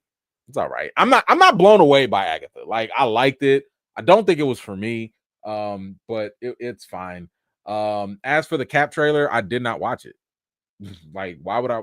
I've told y'all, don't watch the third trailer with Marvel. Do not watch the second or third trailer because, of course, it looks good. They're going to show you all the good stuff in the last trailer. The closer you get to the movie, the more desperate Marvel, and I shouldn't even say Marvel, this because it's really Disney and their marketing team. The closer you get, the more stuff they're going to reveal. And I'm telling you right now, because they showed you all that cool stuff in that new trailer, the movie is going to have an even harder task of impressing you or showing you something even better because you already done seen it. Let me guess, because I didn't watch it. I did not watch the last trailer. Let me guess. They showed y'all more of the Hulk. Yeah, y'all, if y'all seen the third trailer or the second or third trailer, let me know if I'm wrong. Tell me if I'm wrong. Did they show y'all more of the Hulk, Harrison Ford's Hulk, or not? Did they show you more action scenes? Did they show you more explosions? Let me know if they showed you more of that, because it's damn near predictable at this point that is all that they do. They're going to show you all the things that happen in the third act, the big crazy stuff, because that's what's going to get people in. And then when y'all go watch the movie, y'all gonna be like, damn, that's it? There was nothing else? Oh man, this movie wasn't that good. I mean, it's both people's fault. You know, it's Marvel's fault for showing you too much stuff, and it's gonna be your fault because you're gonna have high expectations, but it's also Marvel because they raised those expectations. So hell no, I didn't watch that. I'm trying to give it the benefit of the doubt. You know, and I see here, what'd you say? You had no hopes before watching. I don't blame you. I do not blame you. I don't blame you at all. This is not your fault at all, because Cat 4, I already told y'all, it was gonna have a lot of work to do. And the best that they could do was throw a shiny red Hulk in there to get your attention. And that first trailer, it was all right. You know, whatever. So listen, I don't blame you for watching. It's just that I've been around the block with Marvel before. I know what they do, and the best way I can go into their movies is to try to not watch anything else and hope that the movie will deliver. That's all we can do. That's all you can really do. So anyway, man, good luck. Good luck. But thank you for that. I appreciate you. Let's see. Shogun, what you got? Thank you very much. By the way, shout out to y'all supporting the channel like this. I really appreciate y'all. That is a real pool, I think, in the Middle East somewhere. Oh, that's pretty cool. Okay, I probably can't afford that, so I'll never see it in real life. But that is pretty dope if that is what they're doing. So yeah, that's dope. Quiet One, I think they're doing last minute reshoots now. I would not be surprised. We've heard that from directors multiple times, that Marvel will constantly, always do reshoots all the way to the last minute. Like till the day it goes out in theaters, they will be tweaking things, changing things, reshooting things all the way to the last minute. So that does not surprise me at all. But thank you for that. All right. So let's talk about Cross. So Cross is currently playing on Prime Video. If you have Amazon, you can definitely go check that out. But before we get into my review for this, I really hope that you guys got a chance to see my interview with Aldis Hodge and Isaiah Mustafa, two of the leads in the show. But I wanted to clear something up. because there were two things that happened in this interview that I want to kind of clear up for folks. First, okay, so let's actually let me load it up here because I don't want to. Hold on one second. Let me load it up.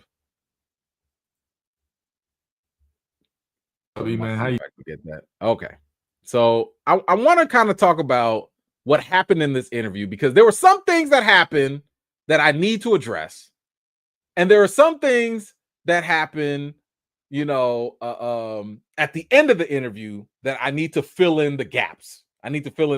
Right?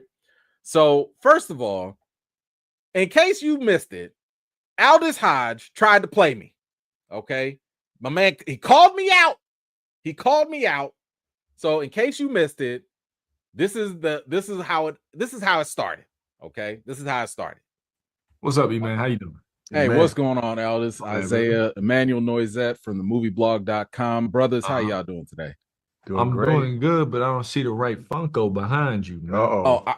I got a couple. Others. They in the background. I don't see the right one. Okay, I'm fix that. Do you know which one I'm talking about? I mean, which one do you want? I got a couple. Mine. He's talking about his. It's supposed to be a Hawkman Funko. I will get that for you, and I promise you, I can't even do the interview now. Like, you know what I'm saying? I'm out. So brother Aldis called me out, and I will admit, I did not have the right Funko Pop. But as a man of my word, what did I say? I will fix that. Brother Aldis, it is fixed. Okay? You see it? I got it. I did it. Okay? Somebody go tell Brother Aldis I support the brother. Okay? And listen. It's right there. All right? You right there. You right there with King T'Challa right next to him. It is fixed. It is done. Somebody go tell Brother Aldis it is complete.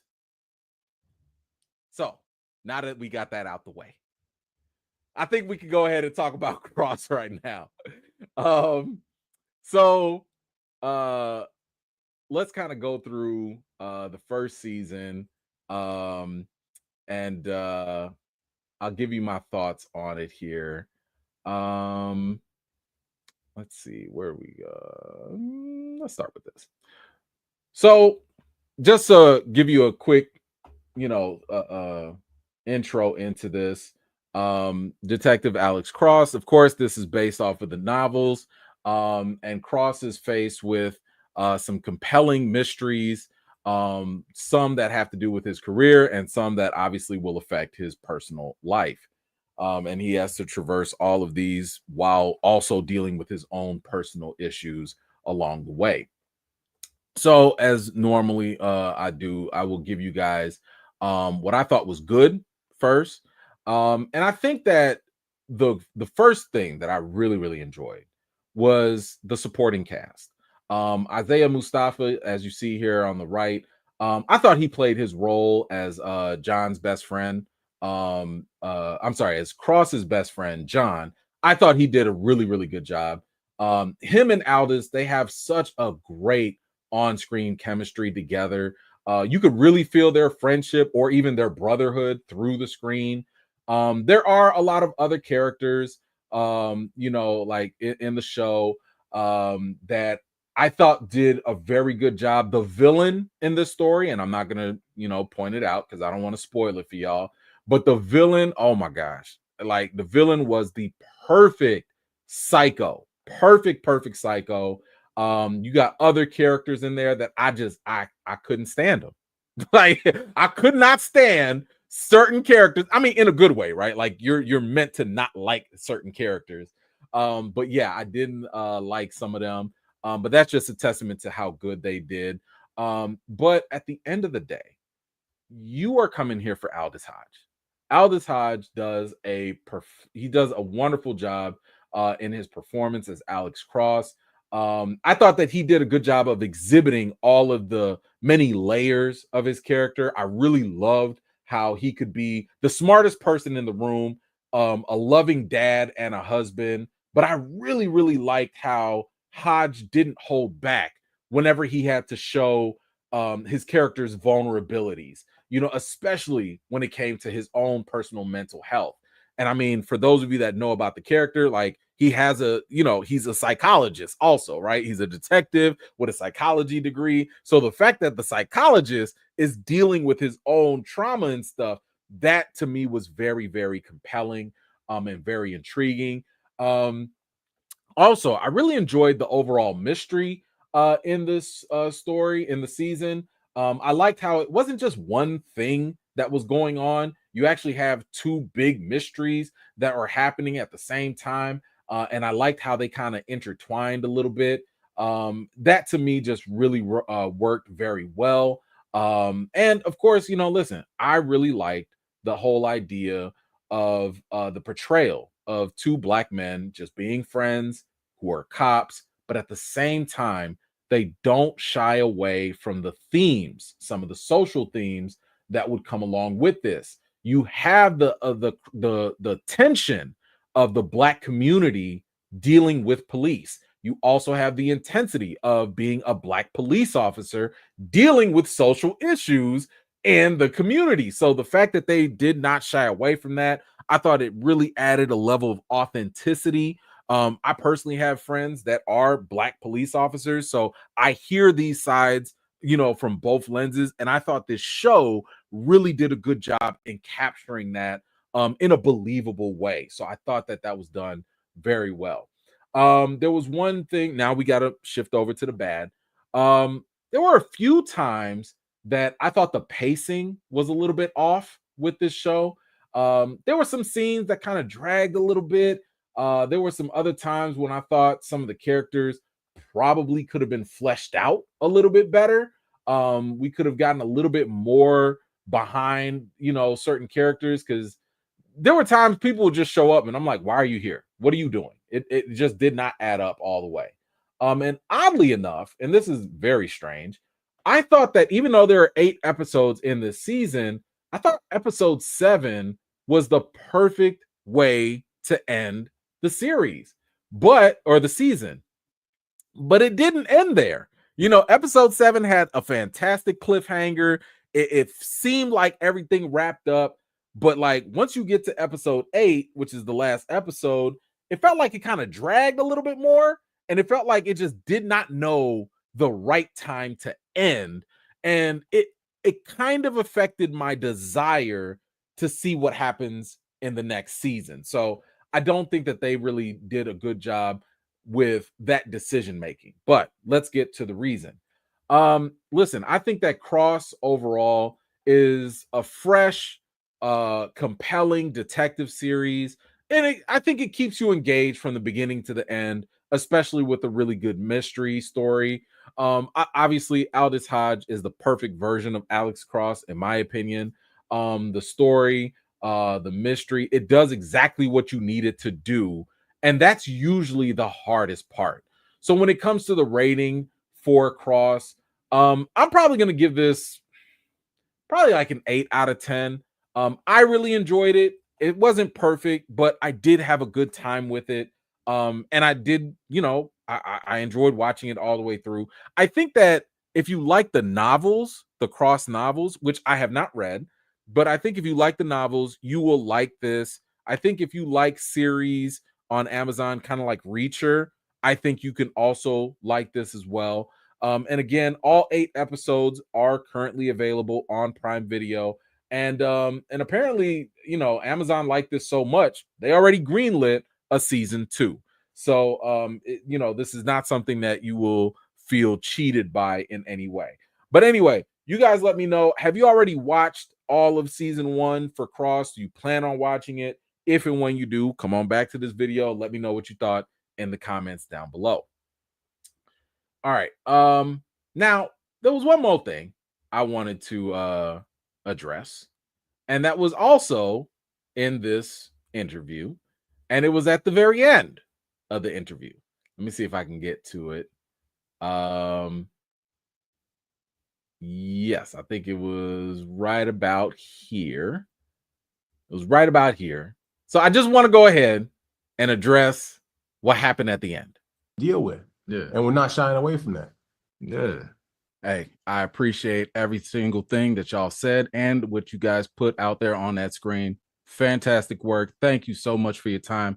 Aldous, there's a multiverse out there. I need to see you as Black Panther, brother. I need it. Thank y'all so much.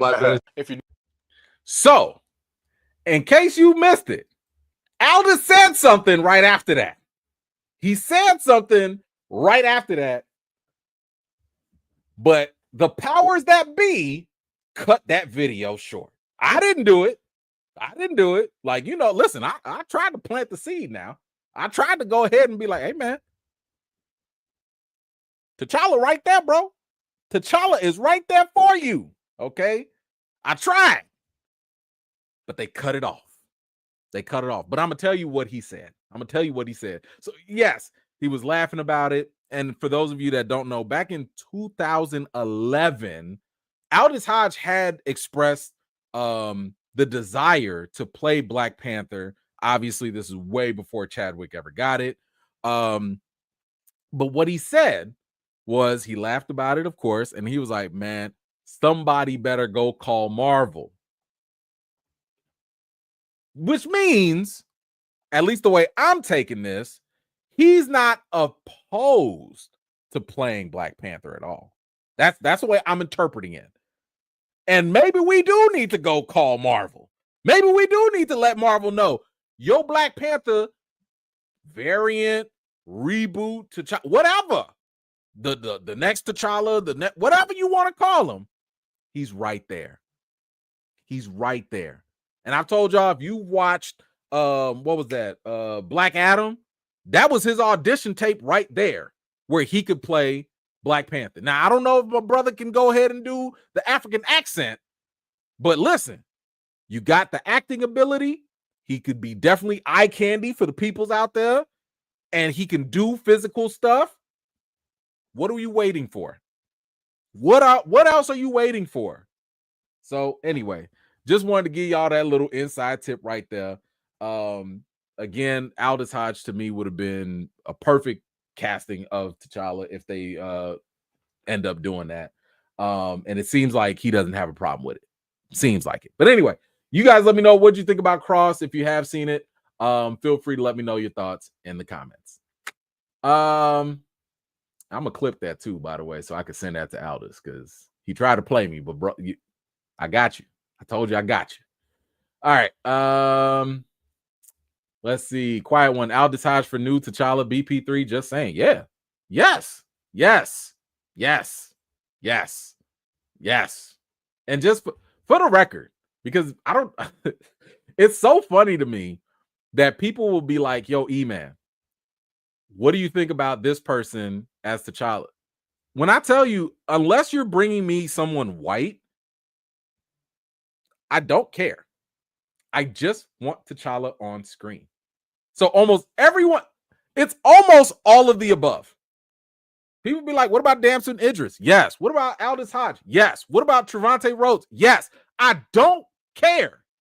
I just want to get over the hurdle of getting T'Challa on screen. I don't have the convenience of being picky with who's going to play the role because I just need Marvel to get over themselves and just put him on the screen. Once you get him on the screen, now we can see it. Once they say, hey, T'Challa's coming back, y'all. Once they say T'Challa's coming back, okay, now we can start to fine-tune this. Now we can start to really get to the nitty-gritty. That's all. I just need that. But we're not getting no Latinos. What y'all say? Get a Latino. We're not getting no Latinos. What else? We're not getting Kevin Hart. We're not doing that. But let's get T'Challa on screen first, and then we can decipher everything else. All right. What else do we have? All right, I did Cross.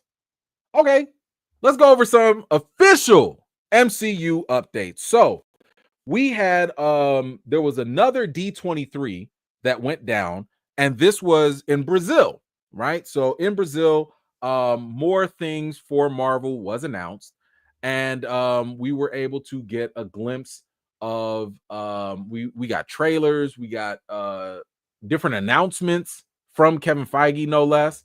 So actually we got a trailer for What If.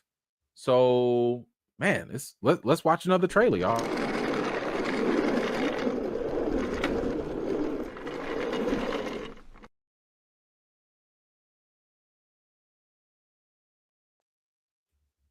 All right. So we got another trailer. Now let's see. And I think they said that this was actually going to be the last What If season. So they got 3 seasons already. Personally, I still think season 1 is the best one out of those 2 so far. And this one's going to be the last one. Already y'all see they got your boy. They got your boy up there. And they got Monica too. So I like that, you know. But anyway, let's check out this trailer for season 3 of What If. Oh, White Vision.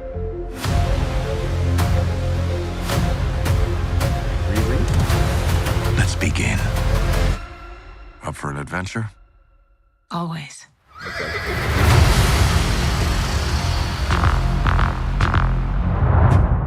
To understand, you must learn to see. What exactly are you proposing? It's showtime. Here we go! Howard, are you sure you can fly this? Are you kidding? I'm a duck. I was born to fly. Strap in. Oh, move over.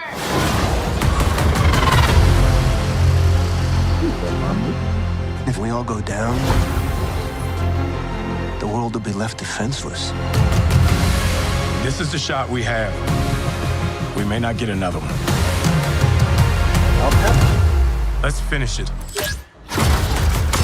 Oh, we're good to go. Oh, they turning into Voltron? Avenger, assemble. Oh, they turning into Transformers.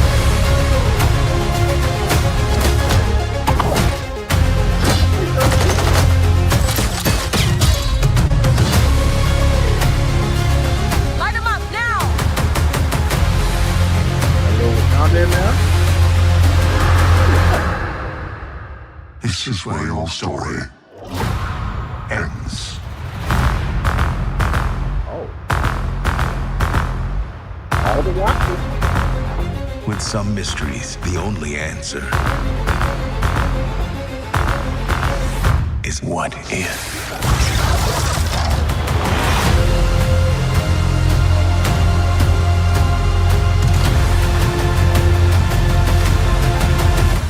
Maybe it's time that we called in some help. I am Storm, goddess of thunder. Y'all bringing the queen in here? Hold on. Can y'all see that? Goosebumps. That, like, I'm not even joking. Y'all see the goosebump? Y'all bringing the goddess in here, and she got Mjolnir. Don't play with me. Do not play with me. I'm here for this. I am here for this. I don't care. Like, when you have, hold on, let me get this. Let me pull this up. If you're going to give me Storm in anything, especially fresh off of X-Men 97, you have my attention. I'm here. You gonna give her Mjolnir? Man, she gonna give y'all the forecast? Let's go. I'm ready. So it looks like, yes, Storm is going to appear in What If. I'm here for that. Love every moment about that. To me, I think that is fantastic. So yeah, it looks like she is gonna have Mjolnir too. I think she had it in the comics. Somebody can correct me if I'm wrong, but I think she had it in the comics as well. So I'm down for that. Who else was it? I saw y'all boy, hey, you know, they got Mackie to voice himself. So, you know, I mean, what else is he doing, right? So cool. So that's nice. I was wondering who he was. So that is Oscar Isaac, and he is going to be playing Moon Knight in What If. So I'm a little curious because he seems kind of sane at this point. Doesn't seem all that crazy like he normally is. But I don't know. I'm curious about whatever Voltron Power Ranger stuff that they about to do, and who y'all got to fight. Who do y'all have to fight that you got to combine all these Megazords together like that? So all right, we'll see. But I am interested in this. This has my attention. This has my attention. Like, and here's the thing: when it comes to What If, the reason why I like the first season so much is because they literally just presented it as an anthology, and they were like, nah, it's not connected.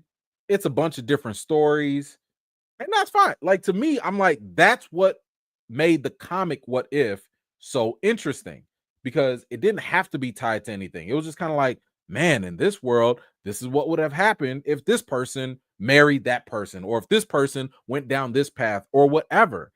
And I really liked it. And then they lied, of course, because even at the very end, they did connect everything, right? So whatever. But I didn't really care too much for season 2 because it was like all Peggy Carter focused. And it's not because I don't like Peggy Carter.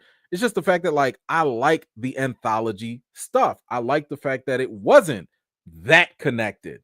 It's fine to have loose connections, but they really just kept on, making this damn near a season for Peggy Carter. And I was like, yo, that's a little much. But I do see where they're, I'm interested in what they do with this season 3.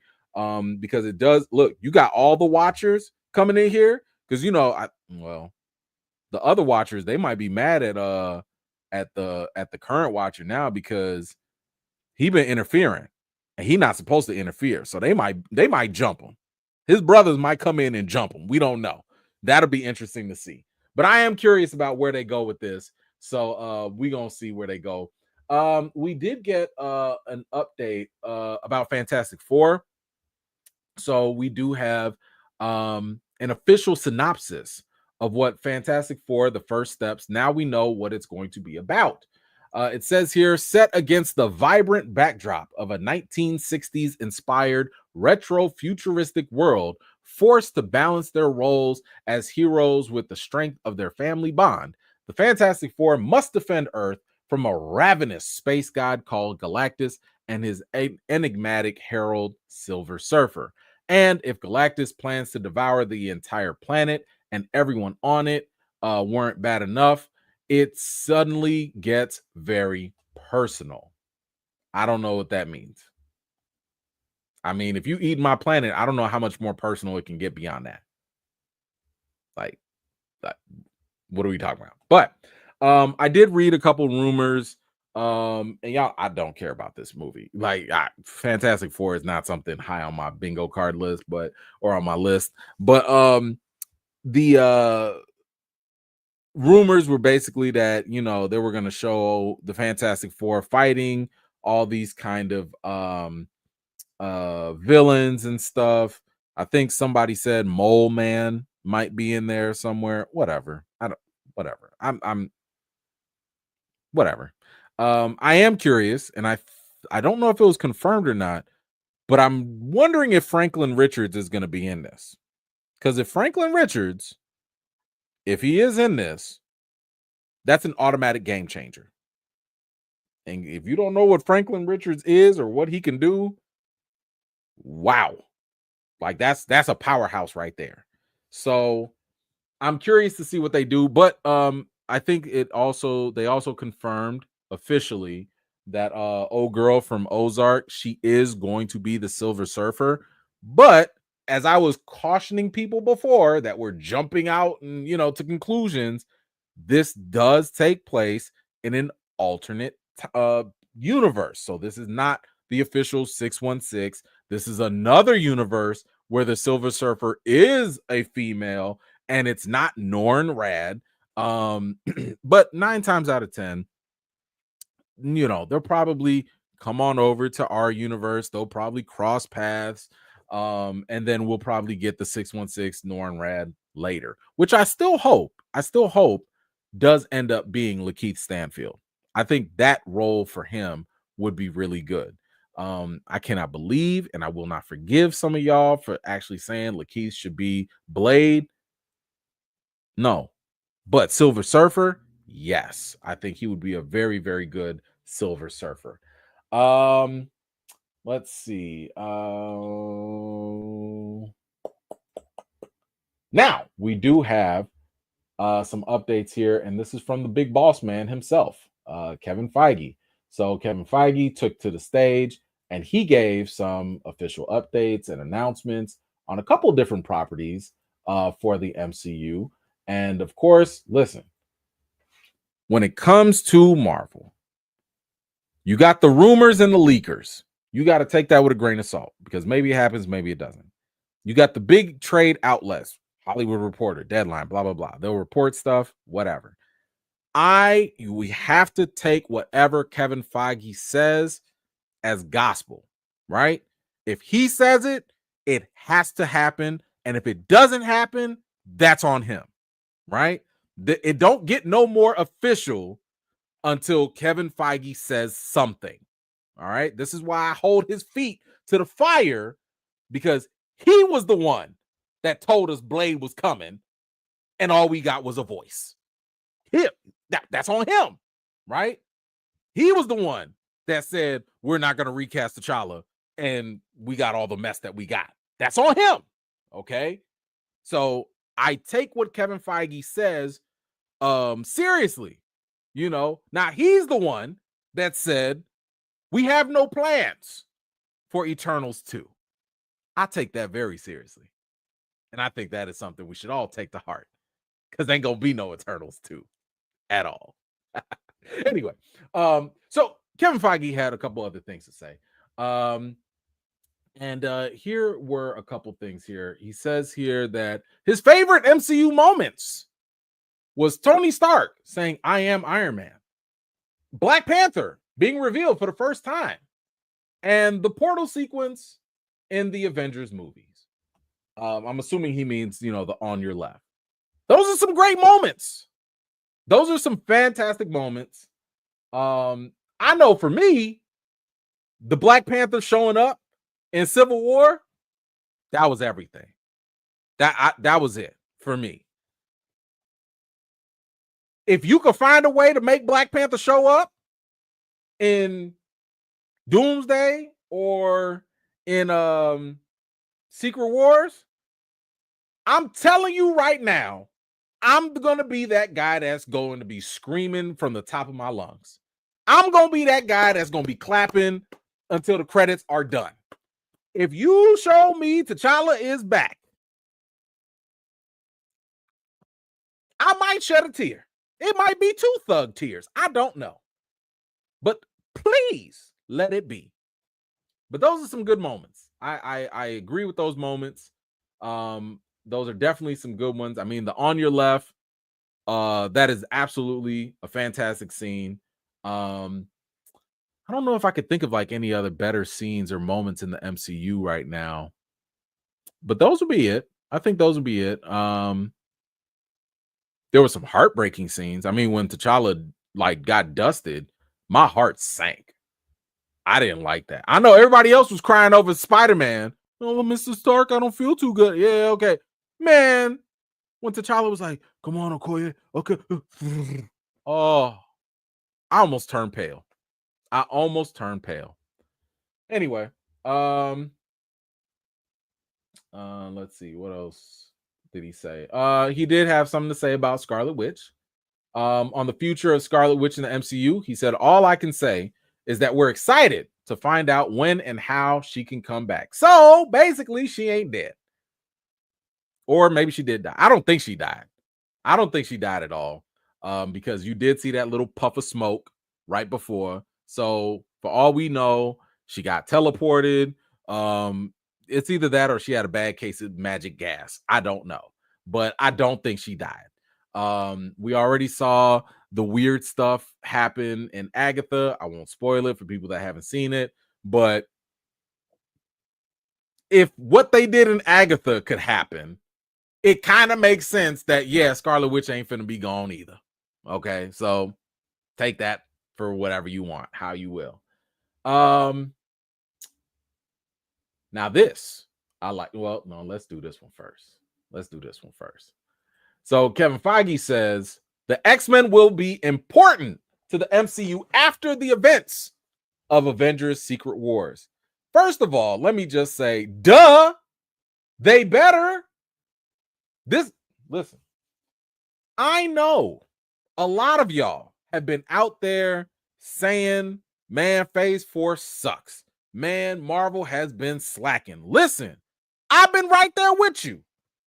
I've been agreeing with that. I've been calling Marvel out for when they've been messing up with stuff. Hi there, Thor 4. What's up, Quantum Mania? Y'all have been messing up.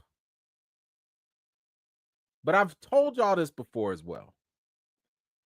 When it comes to anything you see on screen, whatever you see on screen with Marvel, anything, keep in mind how the production and the studio stuff works.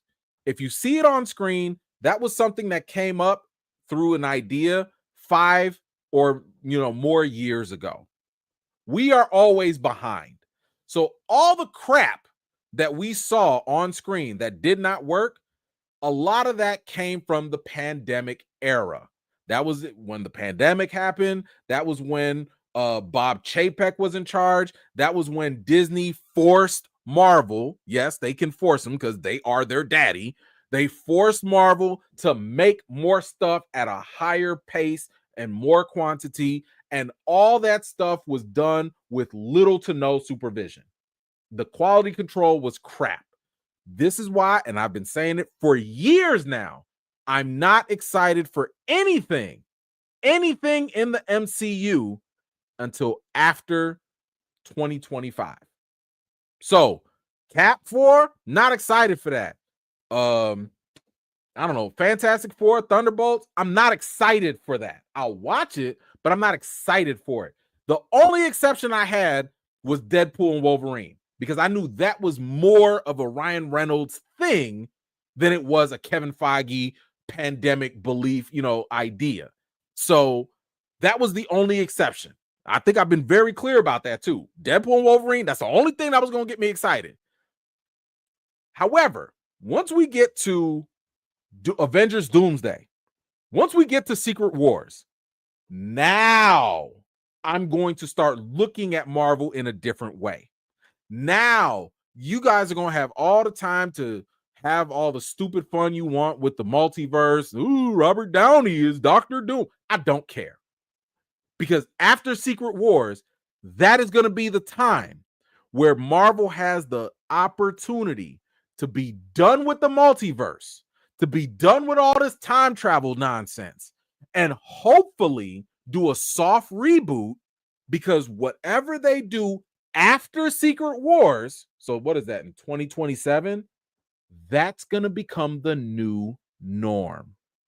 After 2027, supposedly should be, this is who our X-Men are going to be. This is who our T'Challa should be. This is who our Captain America. This is going to be our new Iron Man. Whatever. Ain't going to be no multiverse. Ain't going to be 50 million variants. Ain't going to be all these switch ups with time travel. None of that is going to save them after 2027. Why do I say that? Because if the X-Men, if what they do after Secret Wars, if that's going to be the most important thing, guess what? That's Marvel's A card. That is their A+ character or franchise, their property that they can do the most with. This whole time, ever since 2008, Marvel has been playing with one hand behind their back. They did not have their highest grossing characters on their lineup. They didn't have the rights to all their characters until 2019. It took them 9-something years for them to finally get those rights from Fox. And then, of course, they sprinkled a couple mutants here and there. But now that they have, I don't know, 95% of their character rights back, except for Spider-Man.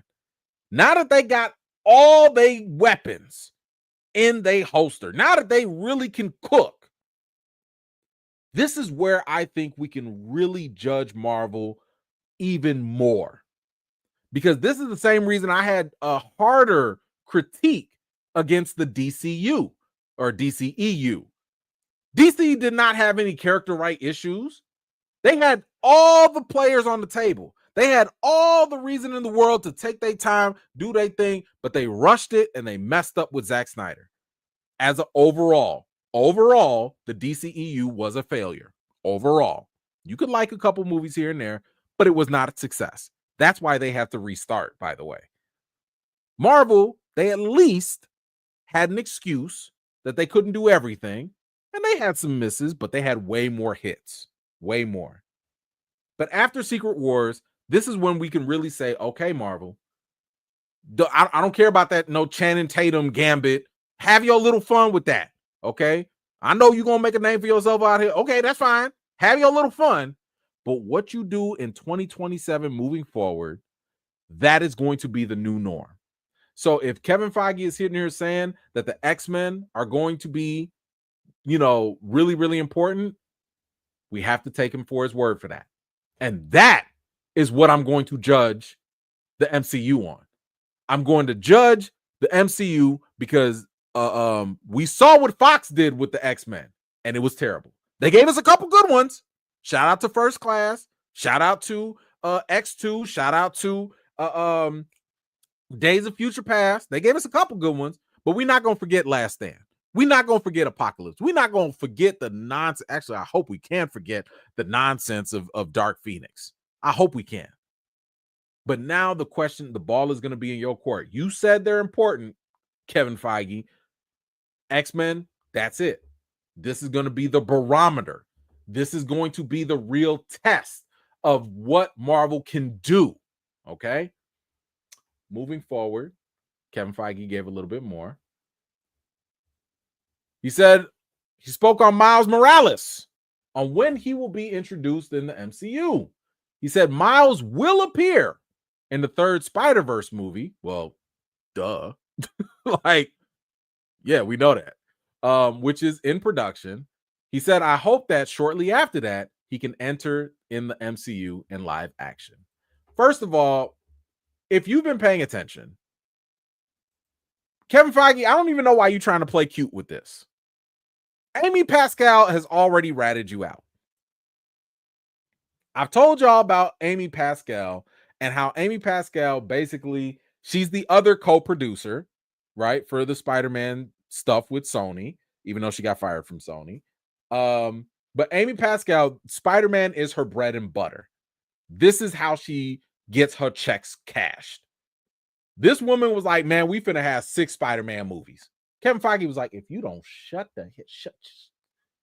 up. Amy Pascal don't care. She gonna let y'all know what we gonna do because that's the money for her. And she already commented on Miles Morales. She was like, oh yeah, we have to get these other movies done, and then we'll go looking for a Miles Morales for live action. So Kevin Feige talking about, I don't know. I hope we get a Miles. Maybe he'll come to the MC. Kevin, it's done. It's already done. Okay, your partner in crime already done snitched on you. We know it's going to happen, but we also know that whatever happens, it's going to be set up later. So yes, you have a Spider-Verse movie. That has to happen with Miles Morales. Now, whether that'll affect the live action, we don't know. It is a multiversal thing. Then you also have the next Tom Holland movie. That Tom Holland movie, what is that, Spider-Man 4 or whatever? That movie in itself is going to set a new course, and Spider-Man is going to supposedly deal with more multiversal things, according to rumors. He's going to play a role in Secret Wars again, of course. So it is possible that we will maybe get mentions of Miles in Spider-Man 4, but you will probably see Miles, whether it's in a Sony product or that Marvel also helps with, or in the MCU after or during Secret Wars. So I think that we won't get Miles in live action for at least another 4 years, 3 to 4 years, and then we'll finally get a live action Miles Morales, I think, based off of this. So it's good to know that that is happening at some point. But the biggest news from Kevin Feige at D23, and he said this before, but I like the fact that now he's doubling down. And it was on Blade. So yes, we have yet again an official confirmation from the head boss of Marvel about the future of Blade. And this is what he said.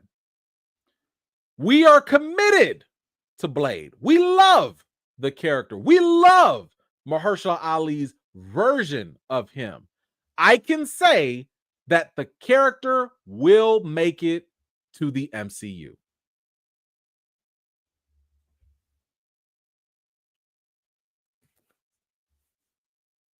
It's official. Again. Now again, this is the same guy that paraded Mahershala Ali on stage in 2019, 5 years ago, and was like, hey, Blade is coming, y'all. And we ain't got nothing since, except for a voiceover.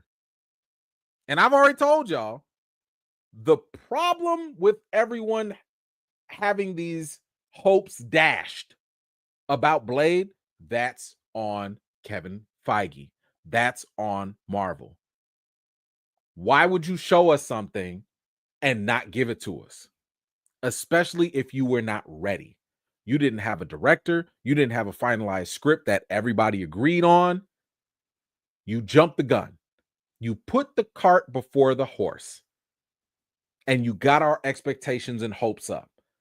You know how ready I was to bust out the credit card and buy out that theater so we could go have that Blade watch party?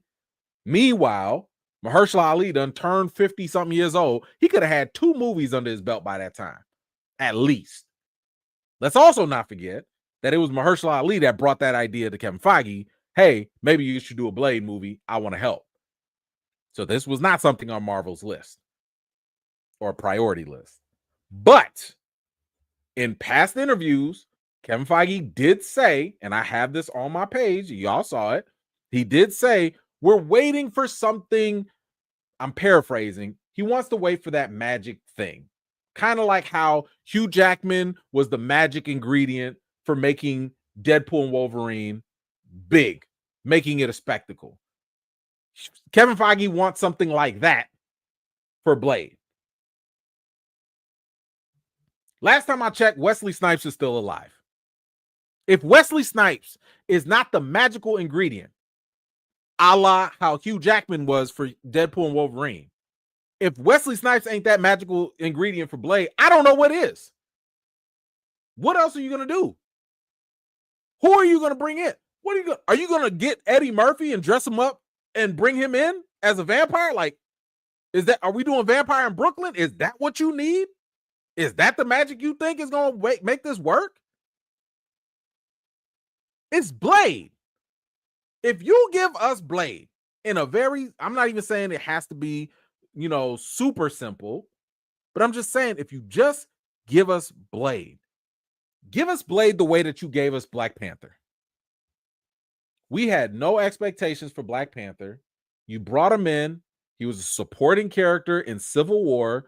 He was dope. Matter of fact, I don't even understand. Why don't you just bring Blade in Doomsday? Bring him in Secret Wars. Just bring him in. Just bring him in, give him 5 minutes, let him do a little cameo, and then listen, that's how you pacify people. That's how you give us the appetizer. I told y'all this before. If you put Blade in as just a quick little cameo, you're giving us some breadsticks. You're giving us a little salad. Okay? We know that the steak is going to take a little longer to cook. I understand that. But you can't just leave us at the table with a glass of water, still waiting over 5 years, and we ain't got no bread or salad. That's not okay. That is terrible customer service. But for all those people out there, because a lot of y'all been in my comments, a lot of y'all, listen, y'all know it don't get no more pro-black than me over here with this. A lot of y'all talking about Marvel don't like black characters. Marvel don't want to support a black character. The man, let's read it again. We're committed to Blade. This is the president, the head of Marvel Studios. The only hire he gets behind this is Bob Iger at Disney. This is the guy in charge of making decisions. What did he just tell y'all? We're committed to Blade. We are committed to Blade. We love the character. We love Mahershala Ali, his version of him. He said the character's going to make it into the MCU. Now, the last part, that's the part where I'm going to have some issues with. But this is why I keep trying to tell y'all to try and avoid the whole motivation, the conspiratory type of thinking. Man, they hate black people. Oh, man, they hate this. They just told you. The same guy that gave y'all Black Panther, the same guy that gave y'all more black characters in superhero movies than any other studio has done at all, he's telling y'all they're going to do this. He's telling y'all that he likes this character. He likes Ali. They're trying to make it work. I don't know what else we need. I don't know what else. So, again, I'm going to hold him to his word because that's all we got. I'm going to hold him to his word and see what he has to say, what he's going to do with this.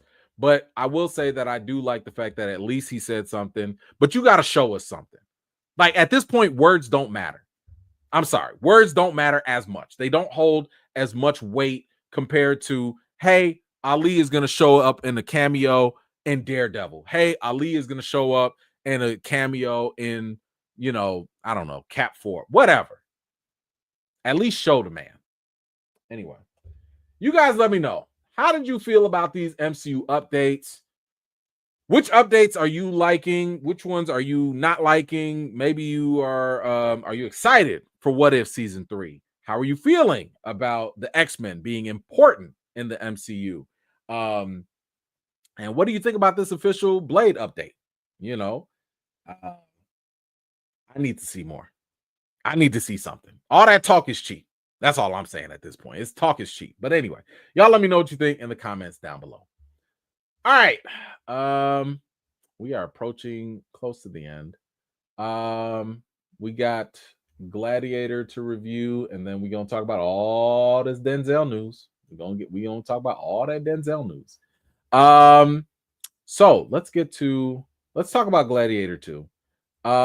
So Gladiator 2, for those of you that don't know, obviously this is a sequel to the I think it was 2009 when Russell Crowe did Gladiator. Someone can correct me on that. But it's been a while, been directed by Ridley Scott. And the first movie was, I would say, epic. Like the first movie, for anybody that's young, if you were wondering, why do people keep saying, are you not entertained? That's where it came from. Okay. That question, that's where it came from. Okay. Fantastic acting performances. That was just really, really solid back then. But yeah, so we had Gladiator 1, but now we've got Gladiator 2. Yeah, so we can see here. Let me see. Let me get the good picture. Okay, so Gladiator 2. Just a quick little synopsis about what it's about. After his home is conquered by the tyrannical emperors who now lead Rome, the main character is forced to enter the Colosseum, and he must look to his past to find strength to return the glory of Rome and its people, yada, yada, yada. All right, so let's talk about like what was good. I do think that right off the bat, because it does not take long to get into this.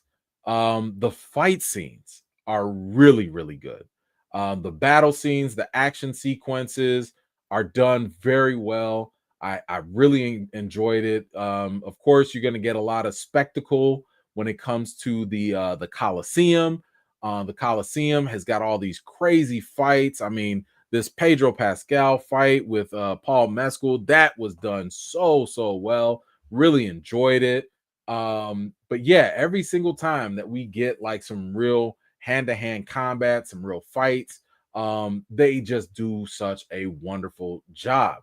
I will say that the acting in this movie was also pretty solid. I thought Joseph Quinn, y'all might remember him as Eddie from Stranger Things. I mean, this guy just transforms. Like, he's just a really, really talented actor who can really transform himself, change up at a dime, and you don't even recognize him sometimes. He does a great job. Pedro Pascal also does a solid job as well. In this, even though I kind of felt like we could have used more of his character, more of his presence, but he did a good job either way. And Paul Mescal, Paul Mescal does a solid job as the main character. He's definitely someone who can handle the action scenes, who can do he can give a good speech and all of that stuff, handles the dialogue, solid. But let's be real. You're coming here for Denzel. This man is everything for this movie. It's Denzel's charisma. It is his style. It is his performance that captivates you the entire time. I mean, just at my screening, it was only Denzel's scenes that would get the people going. He was provocative. Okay. He was the only time people were laughing. He was the only time people were like glued. And I'm looking around at people and they like, every time he's talking, you're hanging on to his every word, his every action. This is his movie. Like, he comes in and just steals the whole movie, and it's better for it. It is better for it. So yes, absolutely, Denzel is the now he's not the main character, but he should be. But anyway, when it comes to the bad, I would say that there were times that the pacing was off a little bit. There were just a couple points in the story that felt like it was sometimes it was too slow, but then there were other times when it just got too fast. Like, I don't know if that was an editing thing where they just kind of skipped over the stories. But it's just sometimes it just did not work. Like, I'm not gonna lie, there was a point in time in the movie where I was just like, what time is this? Like, are we still not done? Like, it just didn't know when to end, but it didn't know when to like speed things up at the same time. So there feels an unevenness in how the story goes. And I mean, look, the action scenes will get your attention, but there are some times where you might kind of drift off, and I would probably say that when it came to the story, one of my bigger disappointments was there's a certain twist in the story, and honestly, it didn't hit. Not for me. You get certain points that are supposed to be shocking or revealing, or might be like a big moment in the story, and when you get to these certain revealing truths or whatever, I don't think that they land the way that they want them to land. I think that they kind of land a little flat, and they're just not all that compelling. And by the time you get to it, it's kind of like that's it. Was I supposed to care? Like, I saw this a mile away. Like, I don't know, like, y'all just did not work that twist or reveal or revelations of certain characters in a compelling way. So, but when it comes to the reason, I think overall, Gladiator, it's a solid watch, right? It's a commendable sequel that has a nice blend of action and solid performances. It owes everything, absolutely everything, to Denzel Washington for carrying this entire movie from beginning to end. Okay, any level of success this movie has is only because of Denzel Washington. I don't care how controversial that sounds. That is what it is, in my opinion. Without him, this movie would have been a streaming film at best. Okay.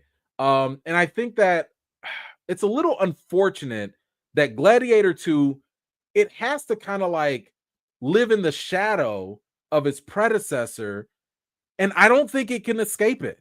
You know, it wants to be epic. It really does want to be epic, but it almost feels like it's walking in shoes that are too big that it cannot fill, you know, and it never really gets to that epic level. So when it comes to the rating for Gladiator 2, I think I'm gonna have to give it a 7 out of 10. Again, it's a solid watch. I think it's worth watching in theaters, but don't go in there with the expectation that it's going to be as good as the first movie. To me, I just don't see it. I don't see it at all. I don't see it reaching that level. I don't see people talking about this years down the line. I don't see people quoting this movie, you know, the way, you know, are you not entertained? Like, that ain't gonna happen here. That's not gonna happen. But I do think it is still a decent watch in theater. So you guys let me know. Do you plan on watching Gladiator 2? If and when you do, come on back to this video. Let me know what you thought about it in the comments down below. All right. Oh man, I got some things I gotta get to. Okay.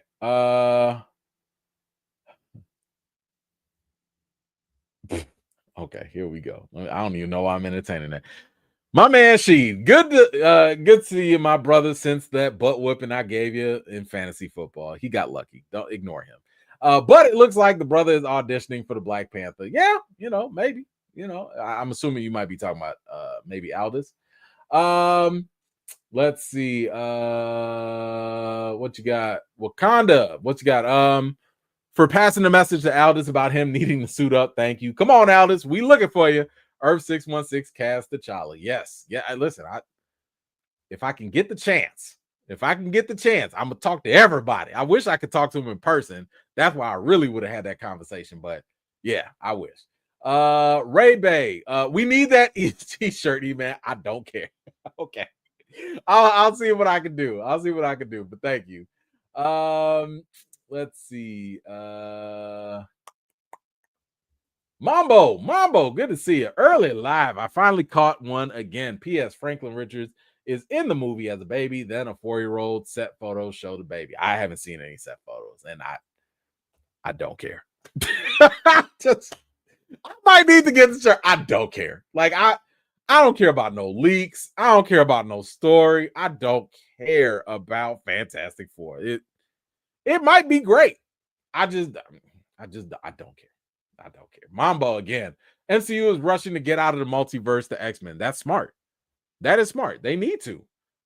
The multiverse, in my opinion, they fumbled the bag the moment they fumbled Jonathan Majors and, more importantly, Kang. It's one thing, and I already said this. I understand they didn't want to be in the limelight with all the headlines with Jonathan Majors. I get it. But there was no excuse to leave Kang hanging. You pinned a lot of hopes on the character of Kang, and there still was a lot that could have been done, and they left a lot on the table by leaving him hanging, talking about, oh, there was no hype for the character. Whatever. There was no hype for a lot of characters, but y'all still stuck with him. Y'all gave us them boo-boo Thor movies, but then look what happened with Thor 3. Thor 3 actually showed us, hey, there's some life that can be given. So once again, as I've been saying, when you have no hype, when you have a character that's lacking, you know how you breathe life into them? With a better story. Just give them a better story. People will get hyped up about Kang if you just give him a better story. You don't just ditch the character. Anyway. Wakanda again.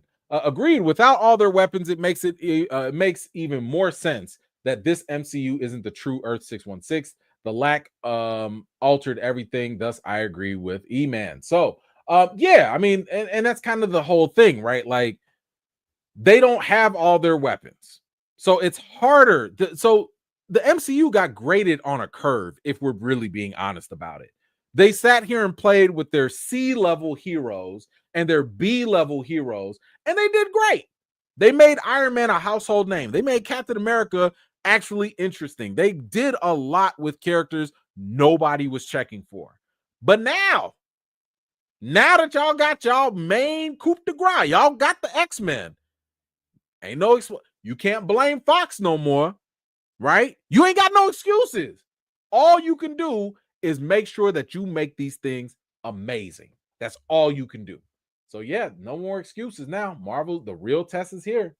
Real Django, don't forget the time jump coming for the MCU. So I'm curious about that because we already got a time jump, right? We got a time jump after Endgame where they were just like, we're just gonna, after Infinity War, we're just gonna jump 5 years in advance, right? So they just kind of fast forwarded straight to, I don't know, 2025 for whatever. So they already did a time jump. The question is, are they going to do another one? That's going to be the real question. But thank you for that. Excuse me. Wakandan, can Alex Cross's girlfriend portray Aurora Monroe, aka Storm? Maybe. I still kind of would like Jodie Turner Smith. I'd like for her to do it. I like old girl Deborah. Gosh, I forget her name. She was in Them. I like her. There's a lot of actresses, but this is, to me, this is Kiki Lane. I think she could do great, but this is once again just like with T'Challa. I just want to get them on screen. Once you tell me that they're coming on screen, let's fine tune it from there. So as long, I don't care who they get, just let's get that goddess on the screen, But yeah, I think that'll be fine. I think those would be good picks. JN, thank you so much. Just tuning in, college football Saturday. Enjoy. Replay gang. Shout out to you, man. Thank you so much. JN, Marvel just needs better writing all around. Yes, that solves a lot. And finally, we'll get to that a little later. Okay, so let's get to the final topic of the day. I keep forgetting it's still daytime. We got a lot of Denzel news, or should I say Denzel news, because y'all know his name is Denzel. It's not really Denzel, but I'm sorry. You've been letting us call you Denzel for the past, 30 years. Sir, your name is now Denzel. But to Mr. Washington, in case you missed it, there was a lot of news that dropped over the week about what Denzel had said, what he revealed in his interviews during the Gladiator II run. I do have it here so we can kind of talk about what he announced, and we will go from there. The filmmaker, especially at this point in my career, I'm only interested in working with the best. I don't know how many more films I'm going to make. It's probably not that many. I want to do things I haven't done. I played Othello at 22. I'm about to play Othello at 70. After that, I'm playing Hannibal. After that, I've been talking with Steve McQueen about a film. After that, Ryan Coogler is writing a part for me in the next Black Panther. After that, I'm going to do the film Othello. After that, I'm going to do King Lear. After that, I'm going to retire. Well, that is okay. So that right there, it was like a 2-in-1. Got the shocking news, right? And I don't even know which one we're going to actually. We're going to tackle the first one first. First, Mr. Denzel Washington said that after he does Othello and he does all these other movies, he's going to retire. So the question is like, my goodness, Denzel Washington retiring from acting? Ooh, that's just one of those things that, like, you knew it in the back of your head. You knew that at some point Denzel Washington can't be here forever. We not about to sit here and rely on a AI version of Denzel to last forever, right? But you don't want to deal with that reality either. I don't want to sit here and think about Denzel Washington never being able to, just stop acting. Like that, it's hard. It's very hard to accept that.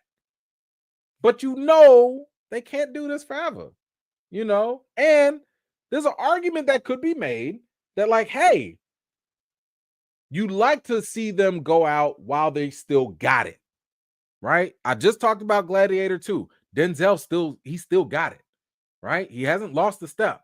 Now, obviously, he's a little older. You're not going to see him do as many action scenes, but the brother has still got it. So I don't want to see him go out on a bad note either. So here's the thing. A lot of people have been talking about Denzel going to retire. He going to retire. And I mean, listen, he pretty much said it there. But apparently, that's not what he meant, because we got another interview with him. And let's see if I can get this better. Okay. Where he clarifies his statement about retirement. Listen to what he has to say. I was going to go into retirement. I said that it has to be a level of interest to me. I'm more interested in getting behind the camera. Okay. So that's about 5 years out. Okay.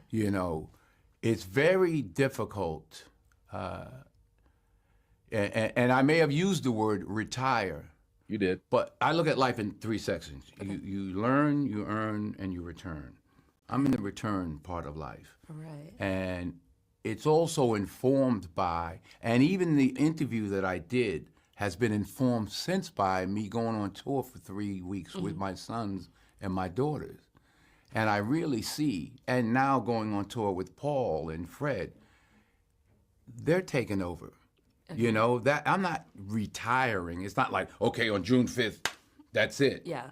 But to think I'm going to run as far as they are or as you are, I'd be a fool. And I think that's the ego that thinks that, oh, yeah, I can do it. No, you can't. No, you can't. Your stunt man is doing it now, Yeah. So I'm less interested in running and jumping. Yeah. You let Paul and John David run and jump, and to think, oh, I can still do it. You're a fool. And I don't want to be foolish. Wise words. Wise words. So the idea that Denzel Washington is going to retire is not wholly the truth. He is going to retire from acting, but he is going to still be involved in filmmaking. So he's already, after I think he already acquired a lot of the August Wilson plays and stuff. So he is interested in directing, and he already did that with Fences, which great movie. So he's going to be behind the camera. And by the way, this is one of the reasons why I've kind of tried to tell people, if you're going to, because I know a lot of people like Denzel got to come to the MCU. We'll talk about that. But like, this is one of the reasons why I always said you can't just sit here and put him as Magneto. You can't put him as Blue Marvel. You cannot put him in a role that requires him to be there multiple times or for a long time, because he's getting to that point where he doesn't want to keep acting. He has a couple of things that he wants to do, and then he's going to get behind the camera. So unless you have a one-time role, something for him to only do just one time and leave, that's it. So I can't give him a permanent role like Blue Marvel. I can't give him a permanent role unless you want, and I already told y'all the perfect role I would give him. I would give him something like the older version of Kang, the Conqueror. Like if you give him the Immortus role, if you give him the older version of Kang and he only shows up one time in Avengers Doomsday or something like that, that would work because he wouldn't have to be overly committed, right? Now I heard people, the rumor, we talked about him playing Dormammu or something, voicing over, whatever. He can voice whoever he wants, whatever. That's not a big thing. But let's stop dancing around this. Y'all heard the man. He actually said it. That Ryan Coogler was writing a part for him in Black Panther 3. You know, you can't help but to think how beautiful that is on multiple levels. One, to have one of the blackety black franchises out there and not have Denzel would be a crime. So to have Denzel be in that is great. Then you also have the late great Chadwick Boseman, who, by the way, only was able to become an actor because Denzel Washington financially supported him and helping him become an actor. And Chadwick himself has said there would be no Black Panther if it wasn't for Denzel Washington. So, you know, and it only saddens me that Chadwick is not around to be here for Black Panther 3, to be in a movie with Denzel like that. Because I think I'm just getting a little I think that would be such a beautiful thing to see on screen. To see a mentor, to see someone that he looked up to. Man, like that would have been a lot. So I'm with this. Now, the question now is, who is Ryan Coogler going to write for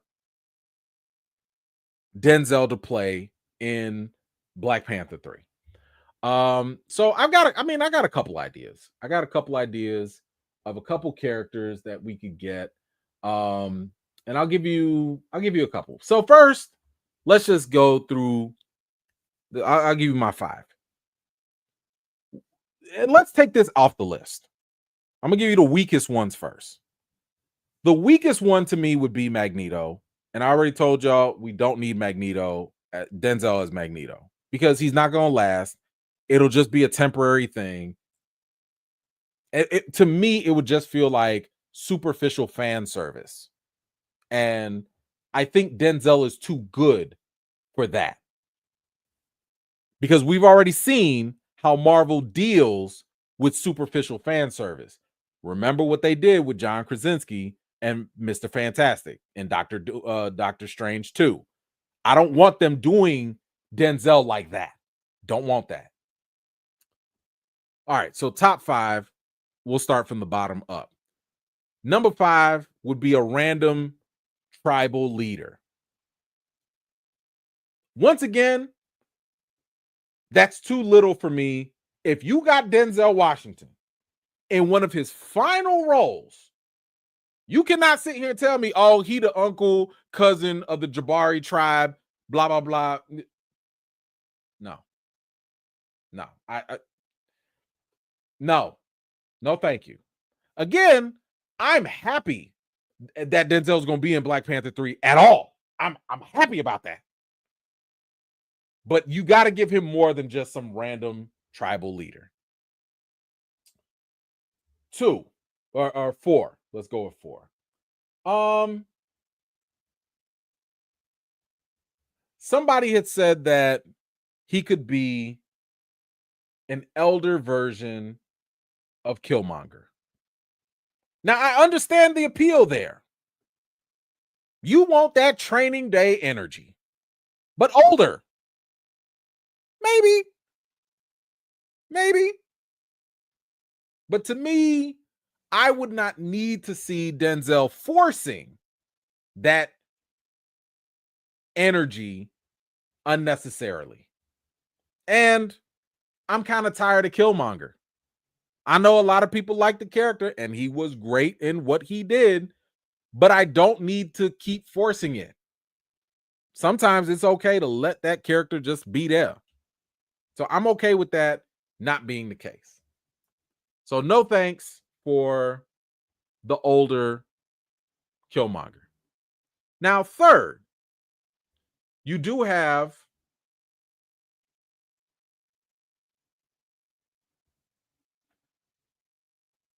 just another Black Panther.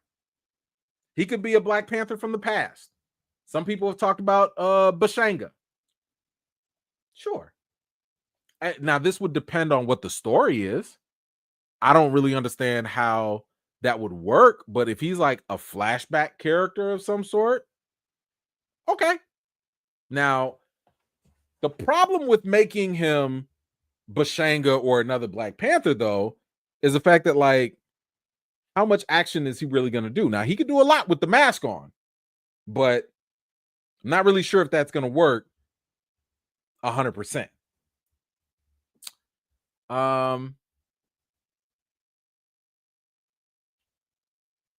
Two, if this does, and I think this can work.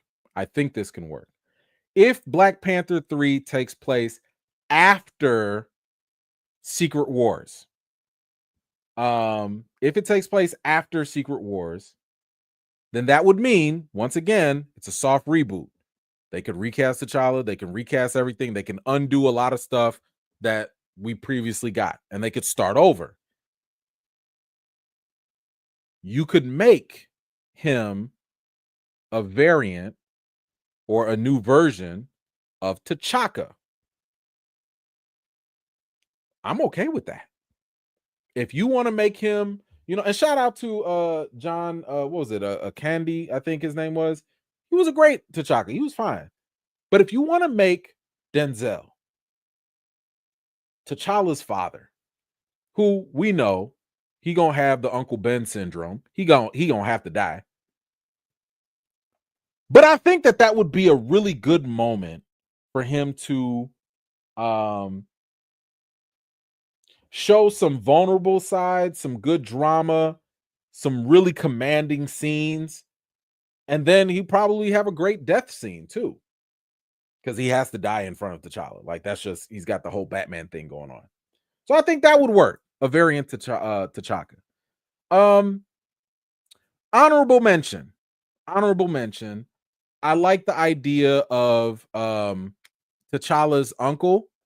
If you watch the old BET animated series, which is fantastic, the old animated series, they showed the close relationship between T'Challa's uncle and T'Challa, and I think that would be kind of cool to have, like, that mentoring uncle presence. Was Cyan, I forget how to pronounce it, but thank you for y'all in the comments.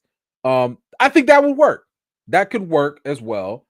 I still think a T'Chaka would be better, but I wouldn't be opposed if they went the uncle route as well. But number one for me, if you're going to bring him in, I think it would be really cool if you just bring in Denzel Washington as a variant T'Challa. If you bring him in as an older variant T'Challa, I think that would be a powerful move. I think it would be powerful to bring this older version with Denzel. I don't know. Maybe this is multiverse. Maybe this is Secret Wars. I don't know. But you bring him in, coming in as counsel to the new T'Challa. Maybe you have him meet him on the astral plane. You could do something like that. But if you have this other version, or I don't know how they can make that work, but I would be interested in seeing an older T'Challa talking to a newer T'Challa, however they got to do that, giving him counsel, giving him some sort of guidance. I think I would like that. I would be cool with that. But anyway, you guys let me know. How do you feel about Denzel going to be in Black Panther 3? By the way, I don't think anybody's talked about this. Nobody's talking about how pissed off Kevin Feige's got to be. Y'all know Kevin Feige does not like, outside of Blade, he don't like these type of announcements to come unofficially, because Black Panther 3 is not even confirmed yet. It has not been announced. Nothing has been announced. Ryan Coogler over there making his own little vampire movies with Warner Brothers and all that. Ain't nothing get announced. No D23 announcement, nothing. But what you gonna say to Denzel? Who gonna step to Denzel and tell him otherwise? If Denzel want to leak the whole movie, you just gonna shut up and let him leak the movie. Denzel ain't scared about your little black widows. You gonna step to that man? If Denzel want to let y'all know, hey, Ryan Coogler, he gonna make Black Panther 3. I'm gonna be in it, and we gonna recast T'Challa, and it's coming out in 3 years. You not gonna say nothing. Nothing. You gonna sit there and you gonna collect your $1 billion. You gonna collect your $1 billion+ and be quiet. Go worry about Fantastic Four or something else. You gonna sit there, enjoy your money, count your money. But I know he pissed. I know he mad because he don't like when these things get announced that he don't have control over. But listen, consider this a good problem. This is a great problem. One of the biggest stars in the world done announced something that's getting us excited for. Well, a lot, I'd say most people. I think that that's a positive. Now, let me be very clear. I still have my apprehensions about Black Panther 3. I still need to know, what are y'all doing with the character of T'Challa? Yes, I do care about that. I still need to know, what direction are you guys going in? But yes, also, because you have Denzel in there, you have my attention. Doesn't mean that you have my excitement. You don't have my excitement. You do have my attention. So I'm still in wait and see mode. I've been saying this for years. I'm in wait and see mode because I need to know, what is Marvel going to do with this character T'Challa. I don't really care about the kid. If y'all gonna fast forward him, whatever. I need to see what you do with this character. I need to see what you do with his portrayal on screen. I need to see if y'all gonna make him smart, if y'all gonna make him athletic, if y'all gonna make him one of the baddest men on the planet. I need to see these things. The Denzel, to me, that's frosting on the cake. I need to know what flavor cake we about to get. What kind of cake we about to get. So, anyway, y'all let me know, how do you feel about this Denzel news with him retiring, but still going to be behind the scenes? What do you think about Black Panther 3 having Denzel be a part of it? What do you think are the best roles for Denzel in a Black Panther franchise? Whatever you think, let me know your thoughts in the comments down below. All right, let me grab these. Natalie, first Blade let me down, then the election crushed me, but one thing I know for sure, Denzel will save Wakanda. I guarantee it. He's gonna have to give a guarantee. He absolutely has to give a guarantee, you know. And I need him to be like, yo, my Wakanda. Like I need that in there too. I need all of it. Thank you so much. JN. John David as T'Challa recast with Denzel playing the main villain in BP3. That would be great. Maybe. I don't know. But I'll take it. Whatever. I'm here for it. Ray financially Disney Plus stream getting coins, so go get that money. Yes, they are. Yeah. Frigga, what you got? Hello, E-Man and fam. Missed y'all. Denzel is for Denzel Crocker from Fairly Odd Parents. Denzel is for Mr. Washington. Facts. Denzel. Thank you. Yeah. Thank you for that. Quiet one, what you got? Maybe as Queen Ramonda's brother, hearing about his sister being murdered by Namor and coming to Wakanda looking for that smoke. Sure. You know, either way, it's going to be a temporary role. Like, it's not going to be, you know, like a long lasting role, obviously, since he's about to retire. So sure. Akibi is the villain BP version of the Joker. Sure. Why not? Let's see. King Chad, Mr. Denzel is Chadwick's friend. Maybe Denzel will help Chadwick get his wish for T'Challa. That will make me happy, finally. And best friend Chad will be proud. I think that is absolutely correct. And we would all feel the same. Thank you so much for that. All right, guys. That is it for today. I want to thank you all for taking the time to hang out with me and to watch. I have 1 minute left before it is 3 hours. I don't know if I can make it, but either way, y'all know the deal. Wash your hands, wash your butts, and everything in between. Please make sure you're watching From. Do not miss From. We got 2 episodes left. We got some banger episodes. But yeah, Guys, have a great weekend. Thank you again. I will see you next week.